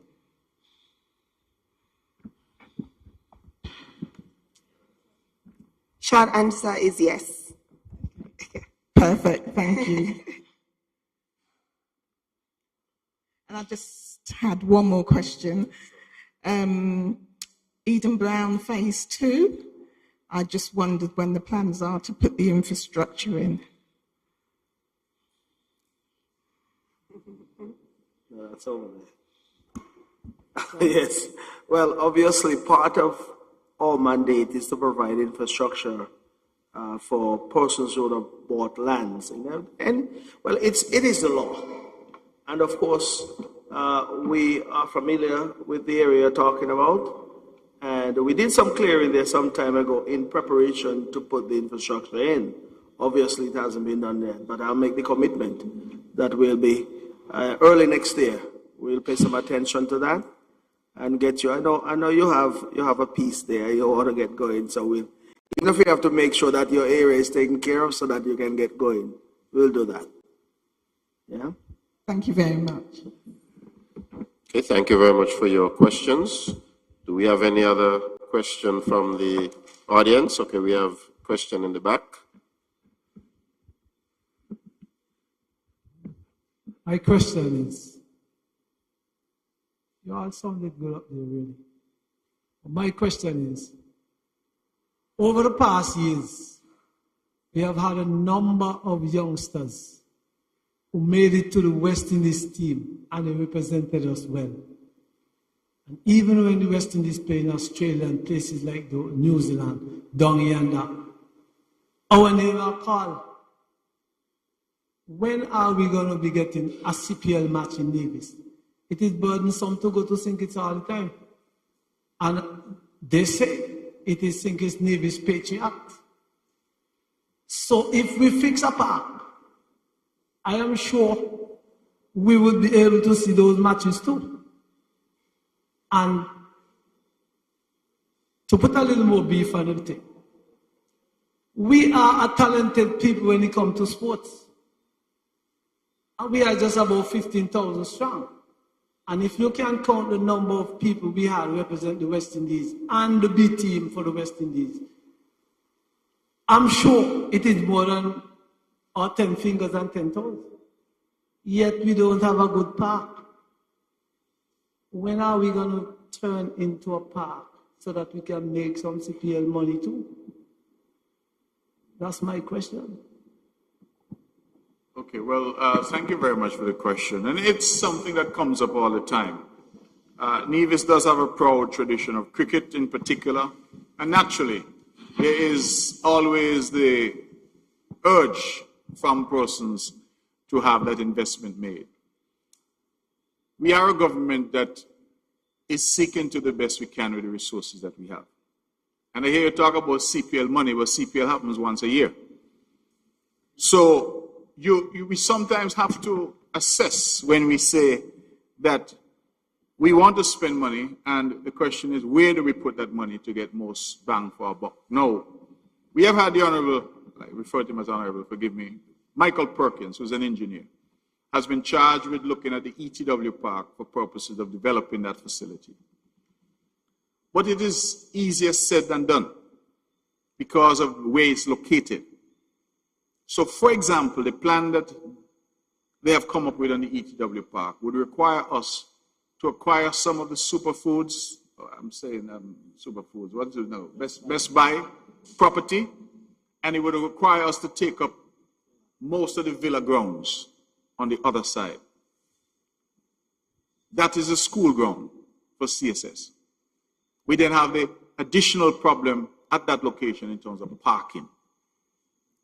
So we have said, listen, let us go back and consult a bit more, because it might be that we need a new venue for cricket. Because that venue, like the ARG in Antigua, if you know cricket in Antigua, they had a similar venue right in the heart of town, and they had to move it eventually out of town. So it is not an easy answer. While the ambition is there and we understand the passion, it is something that requires careful thought on our part as to where do we put a cricket facility that we could have, as you say, a first-class ground, so as to attract matches as and when they can come. We have, of course, spent money in other sports. So, for example, we are systematically refurbishing all of the basketball courts around the island, all of the netball courts. If you have gone up to the Hull Stevens complex recently, it has been completely redone. In fact, there's a basketball tournament, I think, which is now ongoing there. We have done the courts in Brownhill, in Church Ground, in Ramsbury, and around the island. We continue to improve the courts, just up Scott Ground, as the case may be. We are now on a project where we will light every single playing field on the island of Nevis will be lit with proper lighting so that people can play at nights. We have spent money on the Mundo Track facility, and we hope to move to the next stage of that, which is to put up, of course, the necessary stadium there as well. So there is a lot of money that sporting facilities are consuming currently, and a lot of demand for additional sporting facilities. But again, we always have to seek to control what we do. And I'm going to say something now which is probably unpopular, but I said it before. We get in these meetings, we get on the radio, we get people saying they want more facilities. My challenge to our communities is when the government spends the money, use the facilities. Because too often, we see them put on the floodlights on the courts, not a soul bouncing a ball. The floodlights stay on all night. That helps to add to the cost of electricity as we spread that cost throughout the community. So that is part of the concern that we have, is that a lot of our youngsters are simply not using the facilities at all. They have more of the youngsters riding bike, for example, up and down the basketball courts than those actually playing basketball. So while we understand the clamor for more, we also would like to see what we have being utilized and the grassroots development. And that's why I'm so proud of the Viogen playing field, because that's in good use. The Brownhill cricket field in good use. And that's what we also want to see. I will say one last thing, which also might be controversial. You talk about cricket and how much we love cricket. But if a cricket match is in the park tomorrow, how many divisions are in there watching cricket? We can't even charge money to go in the park now to watch cricket. They throw open the gates. And who you see in there? Guyanese. They're the ones who support cricket now in terms of going up, actually turning out. So we need a whole rethink. We need to look carefully at the sporting area in a broad sense. We need to implement policies to encourage people to come back into sport and to play sports. But we are committed to getting a cricket venue. But as I said, we will need to have some conversation, because clearly, you know, some people are going to resist the idea of moving the ETW Park from town, because that is an historic location right there. But whether or not it will be fit for purpose to be expanded to make it into a first-class ground that can attract CPL matches, I am not sure, based on all that I've said to you and based on what the experts are saying to us. Thank you very much, Premier, and thank you for that question. Do we have any other questions from the audience? Don't be shy. Questions, comments from the audience? Okay, while the good folks in the audience think about it, I'll take a question from the live, and the first one coming from the live is, what is the status of phase 2 of the water taxi facility, and what would it include? Okay, I think I'll take that question because since the start of that project, I have been the one spearheading it. From the construction of the main pier, fencing of the area, construction of bathroom and so forth for the first phase. The second phase is actually the demolition and restoration of the main building that is on that property. That is ongoing as we speak, meaning we have already done the demolition and now we are reconstructing. The main building will include a waiting area. There will be 3 ticket booths that will be available to the operators who are plying the trade out of Wally. There will be 3 offices, bathrooms for the patrons of the facility and also for the workers who will be there. So those will be additional bathroom facilities. So that building, as it is, there will be some expansion of it, yes, but the old roof that was on it, anyone who passed there on a daily basis will see that roof is gone. So it will be a galvanized roof, and of course, ultimately, that building will be repainted. A lovely structure will be there. That will be most welcoming for persons who visiting, persons who traverse the seas between St. Kitts and Nevis. Additionally, we are hoping to build 3 small units for rental purposes for persons who will be interested in selling food items or ice cream, coffee, the likes.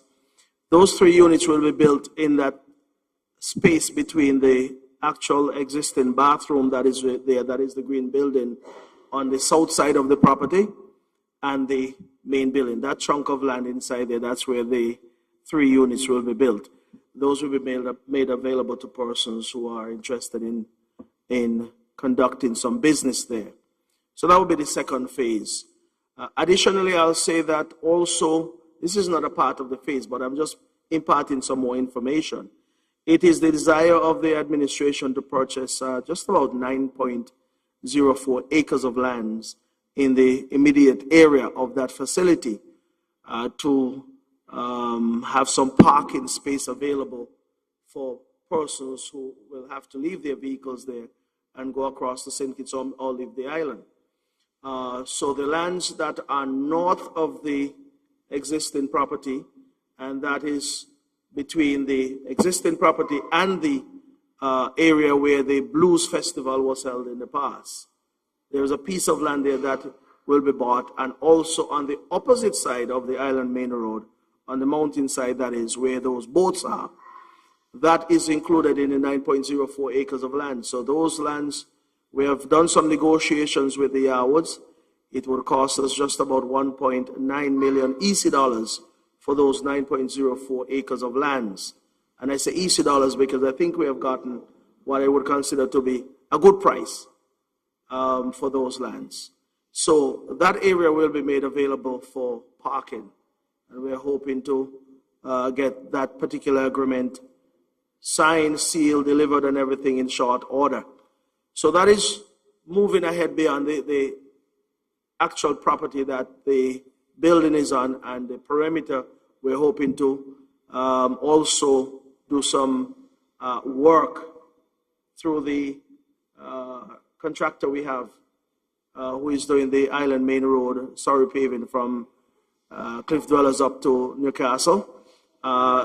There will be a hard surface around the perimeter of the fence so that additional parking spots could be marked out and persons can park there in an organized way. So we're hoping that when it's all said and done, that will be an improved area for all people to be proud. We're already proud of the numbers that we're hearing from the Premier. And I do believe that as we go along over the next year, when we complete all of these work, then we will see a beautiful facility, one that is consistent with what we want to offer here on the island of Nevis, one that is consistent with what we want to offer to our visitors and our citizens. And that is a facility that we can be proud of and one that we'll appreciate and utilize. I believe that area will surpass Charlestown in many ways in months and years to come.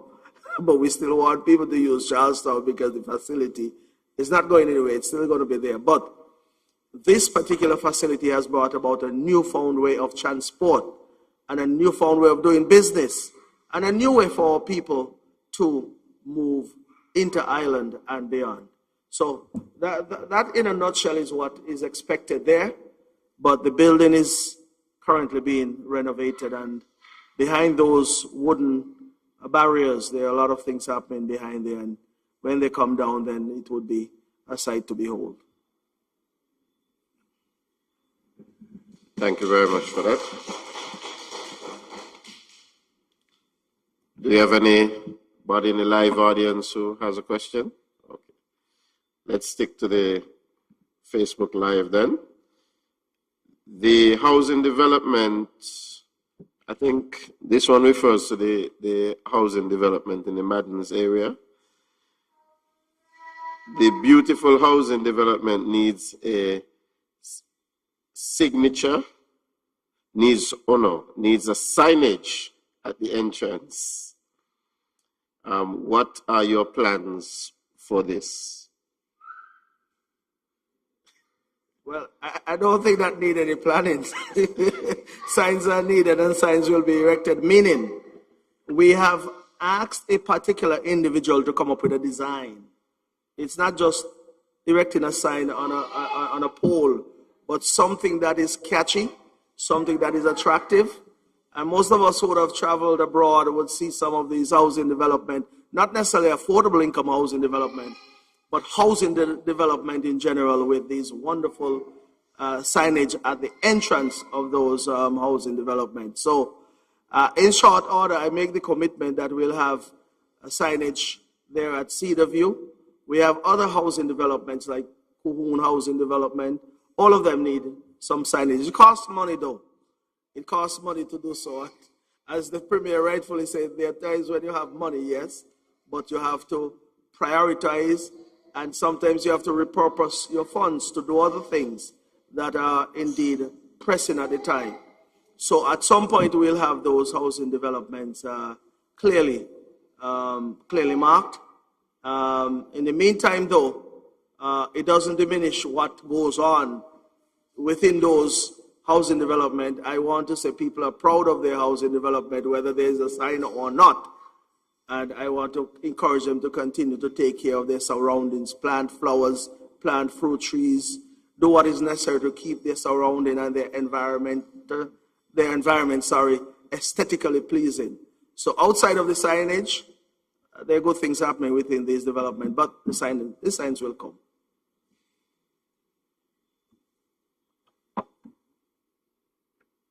Thank you very much.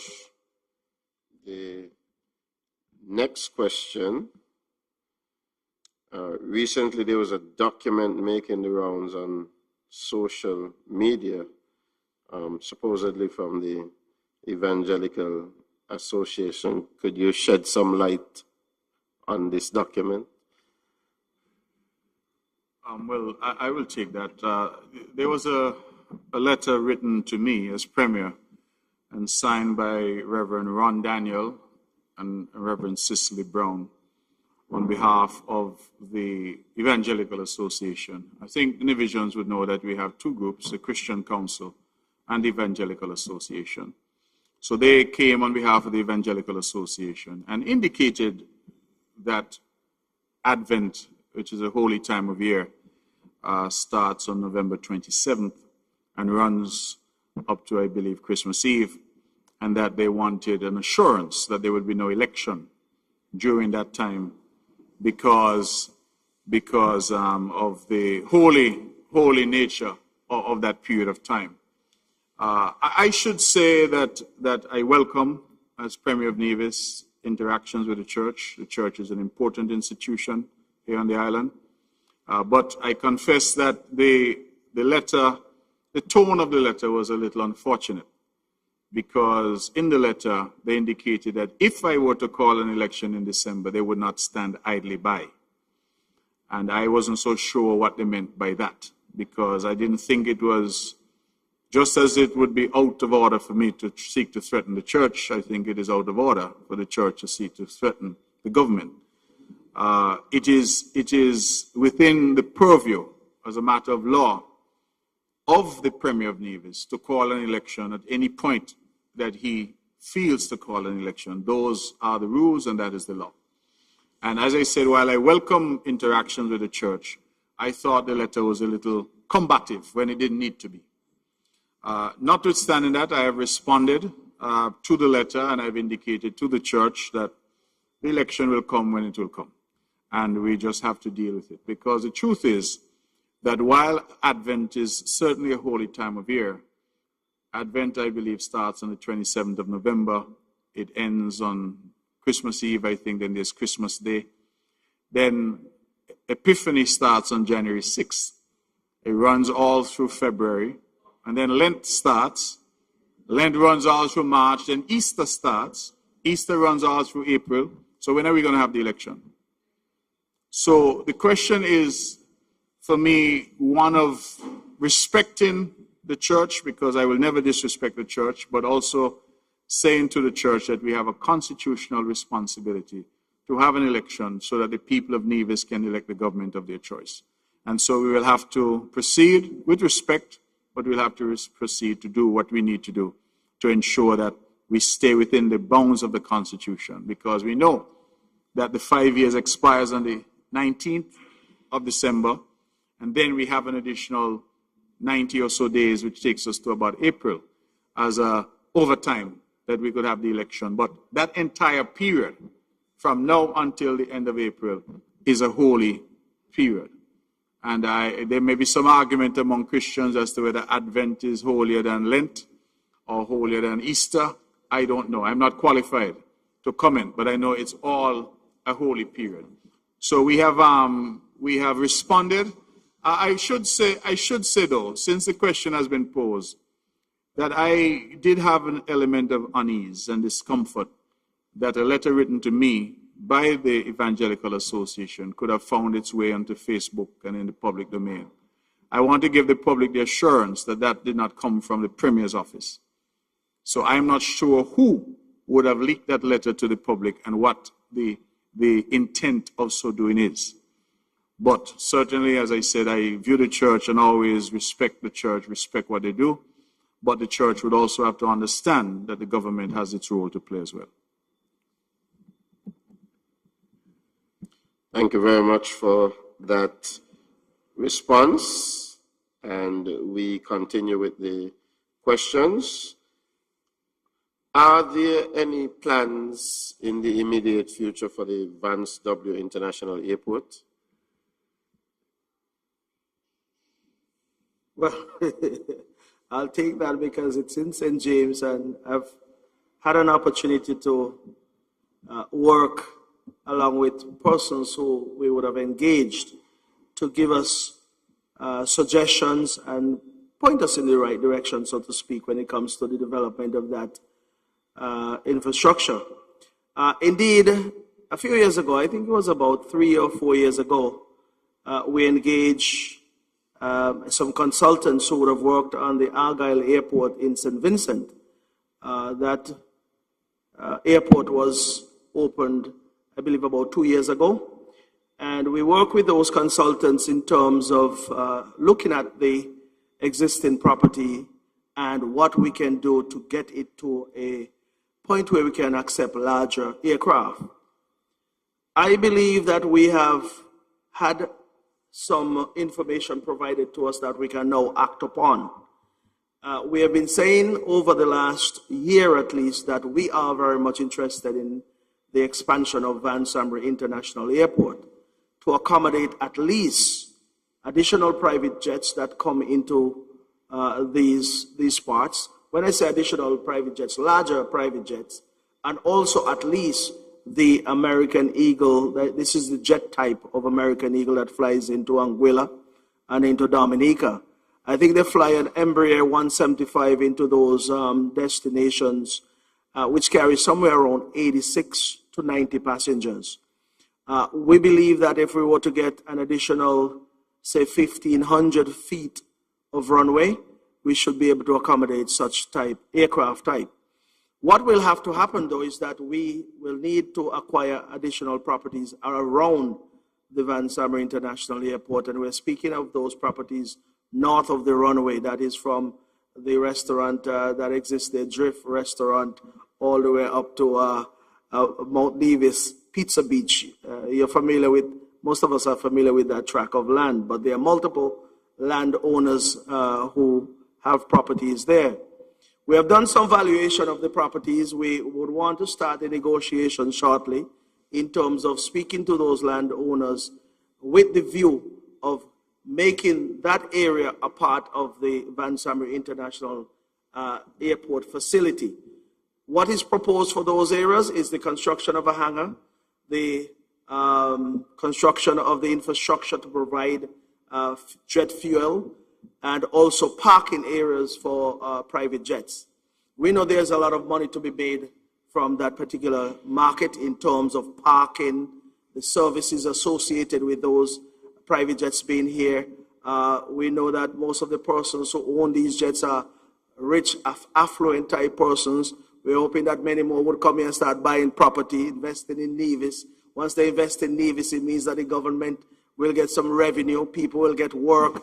There is a multiplier effect if we were to expand on that airport, because it would also include the resurfacing of the entire runway, new lighting, new communication systems, and also some work to be done on the terminal itself. So it is an overall improvement of the infrastructure that we feel will set us on the pathway to receiving some larger aircraft. I'm not talking about the 737 or the 747s that go into larger airports like RLB or even into Antigua.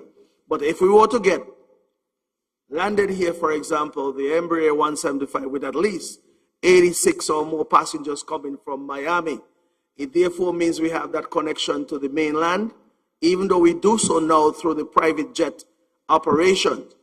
This will be commercial for our people to leave here and go to North America. It is needed because, of course, for tourism to advance and that particular sector to thrive, people want to get to their destination in short order. Meaning, if you get on a plane at 12 o'clock, you want to be on the beach at that destination by 3 o'clock. Because you get here from Miami in about 2.5 hours, you check in, and the next thing you do, you put on your bags, you take off your clothes, and you're going on the beach. That's what we want our visitors to do. Not sitting around in airports to get here. So I am saying that for us to have a thriving tourism sector, we must be able to put the infrastructure in place to ensure that we're providing that airlift, or providing the airlift necessary to get our people here, not just residents and citizens, but our visitors most importantly.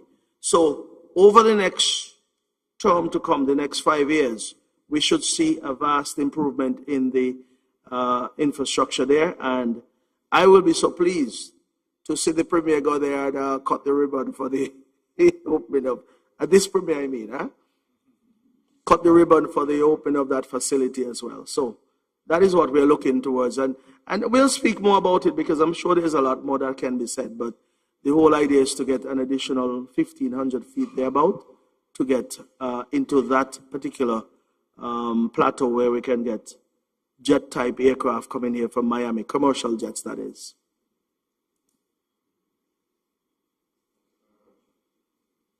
Thank you very much for those answers. We have two questions here that are related to fishermen, so I'll ask the two questions at the same time.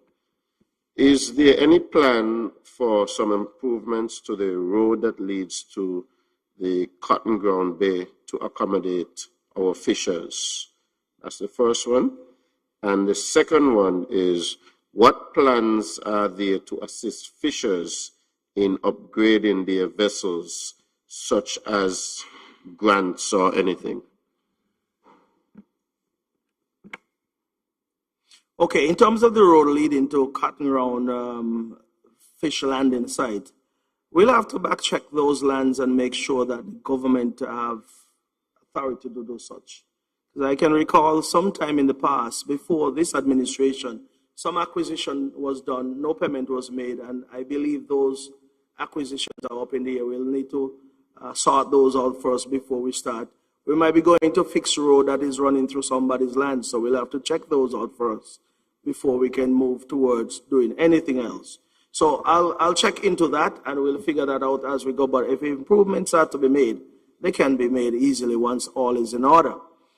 In terms of grant funds for the improvement of fishing vessels, there are many different grant funds and programs available to fisher folks, to community-related groups. But the most important thing is that there must be some structure in place, meaning fishing corps must be set up throughout the island of Nevis for each corp to access whatever grant funds are available. For example, you have the Global Environmental Facility.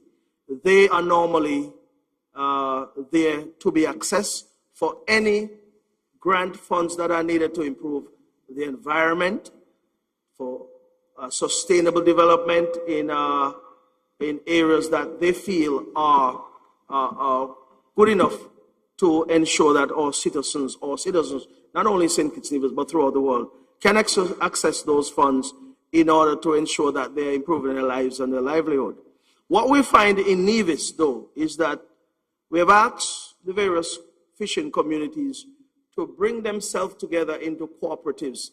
Cooperatives have to be at least 15 persons or more in order for them to be considered for grant funds. In Newcastle, for example, there's the Newcastle Bay Foundation. They have been able to access some grant funds. Down at Indian Castle, there is a cooperative there as well, the Indian Castle Fisher Folks. And I believe there is one down in Jessops as well, the Bansgott Jessops Fishing Corp or something like that. But what needs to happen is that these need to be vibrant organizations. There are millions of dollars available through all sorts of funding agencies. The government itself cannot provide these funds because the monies are just not there to be provided to every fisherman to improve their boats. And that is why from these microphones, I want to encourage all of our fishing communities to galvanize yourself to get access to these funds.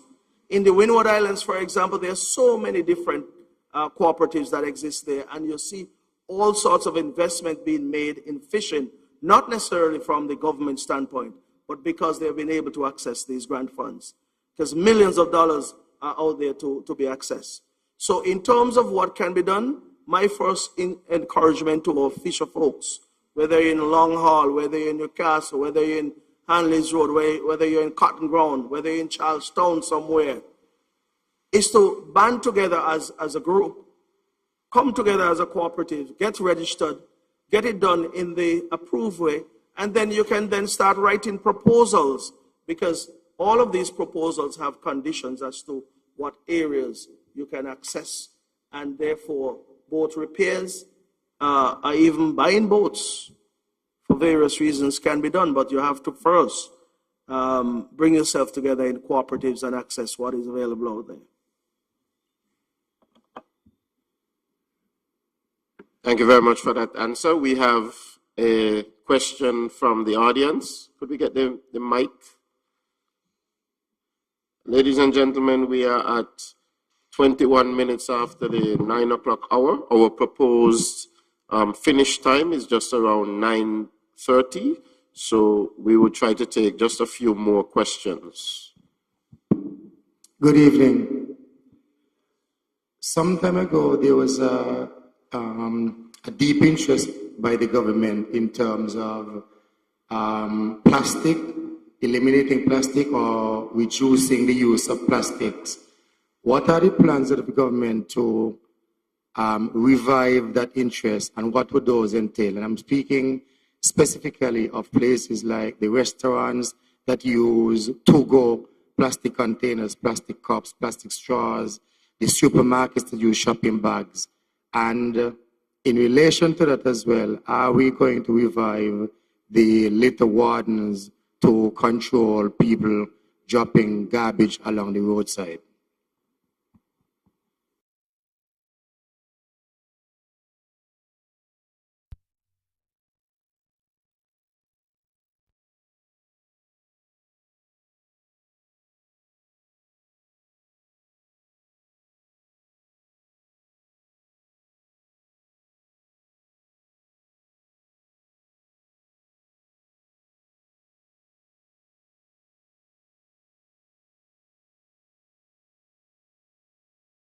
Most recently, I think 2 weeks ago, we were going around the island distributing bins. I saw photos from Golden Rock to the various schools where we now have separate bins for separate types of waste. The idea is that we will manage the plastics as best as we can until such time as we can get to where we want to get to, which is to ban single-use plastics altogether. We will, in the new year and in the next budgetary cycle, look at providing some incentives to the restaurants and the hotels to shift to biodegradable containers. They're more expensive, and so it is cheaper, particularly for small business people, to use plastic or styrofoam. But we want to move that along. We now have the paper straws, those are biodegradable. We have the paper containers, which are biodegradable as well. So the intention would be to move in that direction. The litter wardens, excellent suggestion that we get those working again. I think that's important. But whilst we would like to have more litter policemen, police women, those are the wardens, I also would like to encourage our people to, keep the place clean, not to litter, to ensure that they take care of their trash and dispose of their trash in the correct way. And I would also want to encourage our people not to engage in illegal dumping, because we have a problem with that in some areas as well. But thank you for the question. We're already making some good progress in that regard. Thank you very much for that. I'll go back to the live feed for the next question. Recently, one of the candidates for the NRP said on a radio station in St. Kitts that she wants persons from St. Kitts to come over to be returning officers and to work inside the polling stations for the Nevis election, because the Nevis officers are not fair. What are your thoughts on this? Well, I want to take that, because I am very offended at this suggestion. And you say one of the Nevis people, it came from Dr. Patricia Bartlett. I am very offended by that you would suggest that somehow the people of St. Kitts are more qualified to come over and handle an election in Nevis than your own people. Your own people. But I will remind you here in Butlers tonight that there was a time in this island under the NRP when all the roads and major construction were being done by foreign companies. And when we who were in opposition at the time protested, the response from Mr. Parry, our then premier, was that the Nevisians could not do the work. In fact, he said that he had given the Public Works Department a little road up in Brown Pasture so they could go and practice, learn how to drive. And that our own people, when they came back from university, did not know what they were doing. Those were his words, not mine. And I thought it was extremely insulting of him as a leader of a people to tell the people that they're incompetent. And here we have this same old rhetoric again. How you could go to St. Kitts and tell St. Kitts people that we need them to come over here to run an election, when we've been running election after election in Nevis. The only election thief in Nevis was 2011. And it's NRP do it. So I am offended by that, and I think that these are the risks that we run when we keep running down St. Kitts to go on radio station down there, unprepared, don't know what we're talking about. We end up saying things which are offensive to the people of Nevis. I don't subscribe to that. I want the people of Nevis to know that we have run elections consistently in Nevis using divisions, and those elections have been free and fair. As I said, with the exception of that the NRP tried to steal, and the court had to reprimand them. But elections have been free and fair, and I personally feel that the people of Nevis should be insulted that anybody asking for their support is going on radio to say that they're not competent, they're not capable, they cannot be fair in managing an election on their own island. That tells you that they have no confidence in us, and I have a difficulty with that. If you have no confidence in the people of Nevis, then you can't offer to lead them.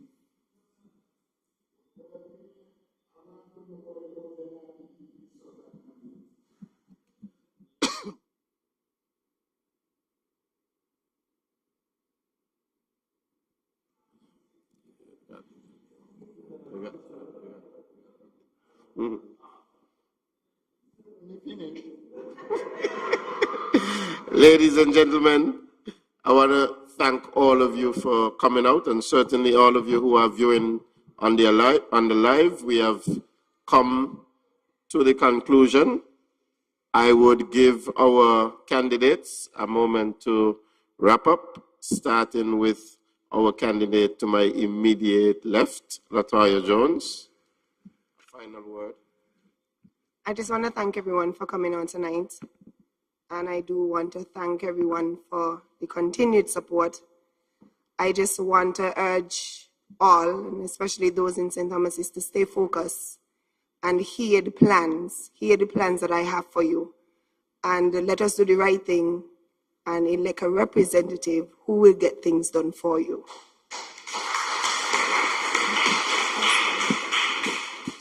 Excellent. And next I would ask the Honorable Spencer Van. Thank you very much, Mr. Chairman. And I want to use this opportunity to say thanks to the people of Butlers for coming out tonight and participating in this very timely town hall. I also want to use this opportunity to invite the people of Charlestown to that meeting that we are having tomorrow at Hamilton. Tomorrow, I would basically outline my stewardship to the people of Hamilton, and I would also outline what my plans and vision are for the next 5 years in Charlestown. There has been a lot of chatter, but I think when the leather meet the road, this CCM party is definitely the best party for the island of Nevis. And we are not just saying that. I believe that our record have proven that we are better for the island of Nevis. And I want to appeal to the people of Nevis. If we may just give you one example of what the other side are saying by one of the candidates. And we are saying to the people of Nevis that this is a party that intends to lift up the people of Nevis and not insult them and denigrate them. And that is the difference between them and us. So, whenever the Premier decides to call the election, I want to say to the people of Nevis, there will only be one choice in this election, and that must be, and that ought to be, the Concerned Citizens Movement Party. Thank you. Thank you very much, Spencer. Now the Honorable Alexis Jeffers. Yeah, thank you, Mr. Chair. And I want to thank everyone for coming out this evening. I also want to thank all those who followed this meeting online. I also want to say this evening, in closing, we must not gamble with our future and the future of the island of Nevis. In 2006, we took a chance and gambled with the NRP. And we understood what happened then. We saw the destruction of every institution here on the island of Nevis. NEVLEC, NHLDC, permanent secretaries couldn't even make decisions when we got into government because of the destruction and the mayhem that was caused by the NRP. And those of us who are old enough to remember and recall, I am not telling you anything that is foreign to you. But we understood what we met, and we understood what we would have had to do as a government, a party in government, to remedy and rectify some of the difficulties that we met. We are still feeling some of the impact and effects of some of these challenges and difficulties. But as I said in my opening stance, we are not a party and a government of excuses. We don't use excuses as a way to get beyond our difficulties. We face them head on. And over the last 5 years at least, we have proven to you that we are the party, the only serious party in this island, the only party that can govern the island of Nevis in a way that every Nevisian can be looked after and every Nevisian can be proud. And I am proud of the leadership that we have had over the last 5 years. I am proud of all of the colleagues that I've had to work with. I am proud of my representation. And for that, we should be given the mandate to go ahead and lead for another 5 years so that, as I said before, we can leave Nevis better than we met it in 2013 when it's all said and done. Our legacy is what we want to leave to speak for ourselves, and we want to ensure that our young men and young women moving into the future can do likewise and make sure that Nevis is one of those places that is sought after and loved by all of us. Thank you very much, and we'll see you tomorrow evening at Hamilton. Thank you very much, and now the final word to Premier. Ladies and gentlemen, thank you for being here tonight. We truly appreciate your presence and your support, the questions, and we trust that we've provided information that you can think about, that you can digest, and ultimately, we're asking for your support in the upcoming election. We are running on our record. We think that it is a record that all of us can be proud of. You have, in this election, a clear choice. You have a party that you have seen in government with a record, and you have a party that is making promises. It will be up to you to make that right choice. I am confident that we have an excellent team that we've brought to you, a mix of maturity and youth, a mix of male and female. I think that we have a good balance that we bring, and we come to you with a record of achievement in the most difficult of circumstances. I too look forward to the meeting in Hamilton tomorrow. I too look forward to your presence there. Minister Brand invited the people of Hamilton, but I'm inviting all of Nevis to come out to the meetings. Come out so that you could have information, so you can make an informed decision. I keep saying to ignore the noise. The reason I say to ignore the noise is because sometimes the level of confusion you hear coming from some is not worth your time. Focus on what you see every day. I can't believe sometimes when I look around Nevis and see what has done. I see the Malcolm Gishard Park. I see the water taxi pier. I see the Newcastle police station. I see the new Treasury building in Charlestown, CCTV building, CCTV command center. I look up at the hospital and see what's happening. New CT scan going in, new ambulances, and people go on a mic and say nothing happening in Nevis. They can't see anything happening in Nevis. New roads up and down Nevis, nothing happening. They drive on them every day, but they don't see them, they don't feel, they don't experience them. So I just want, ladies and gentlemen, for us to remain focused, for us to come out, and for us to continue to stick and stay with the Concerned Citizens Movement. Thank you for being here, and we look forward to ramping up the campaign very soon. Thank you, ladies and gentlemen. See you in Hamilton tomorrow night.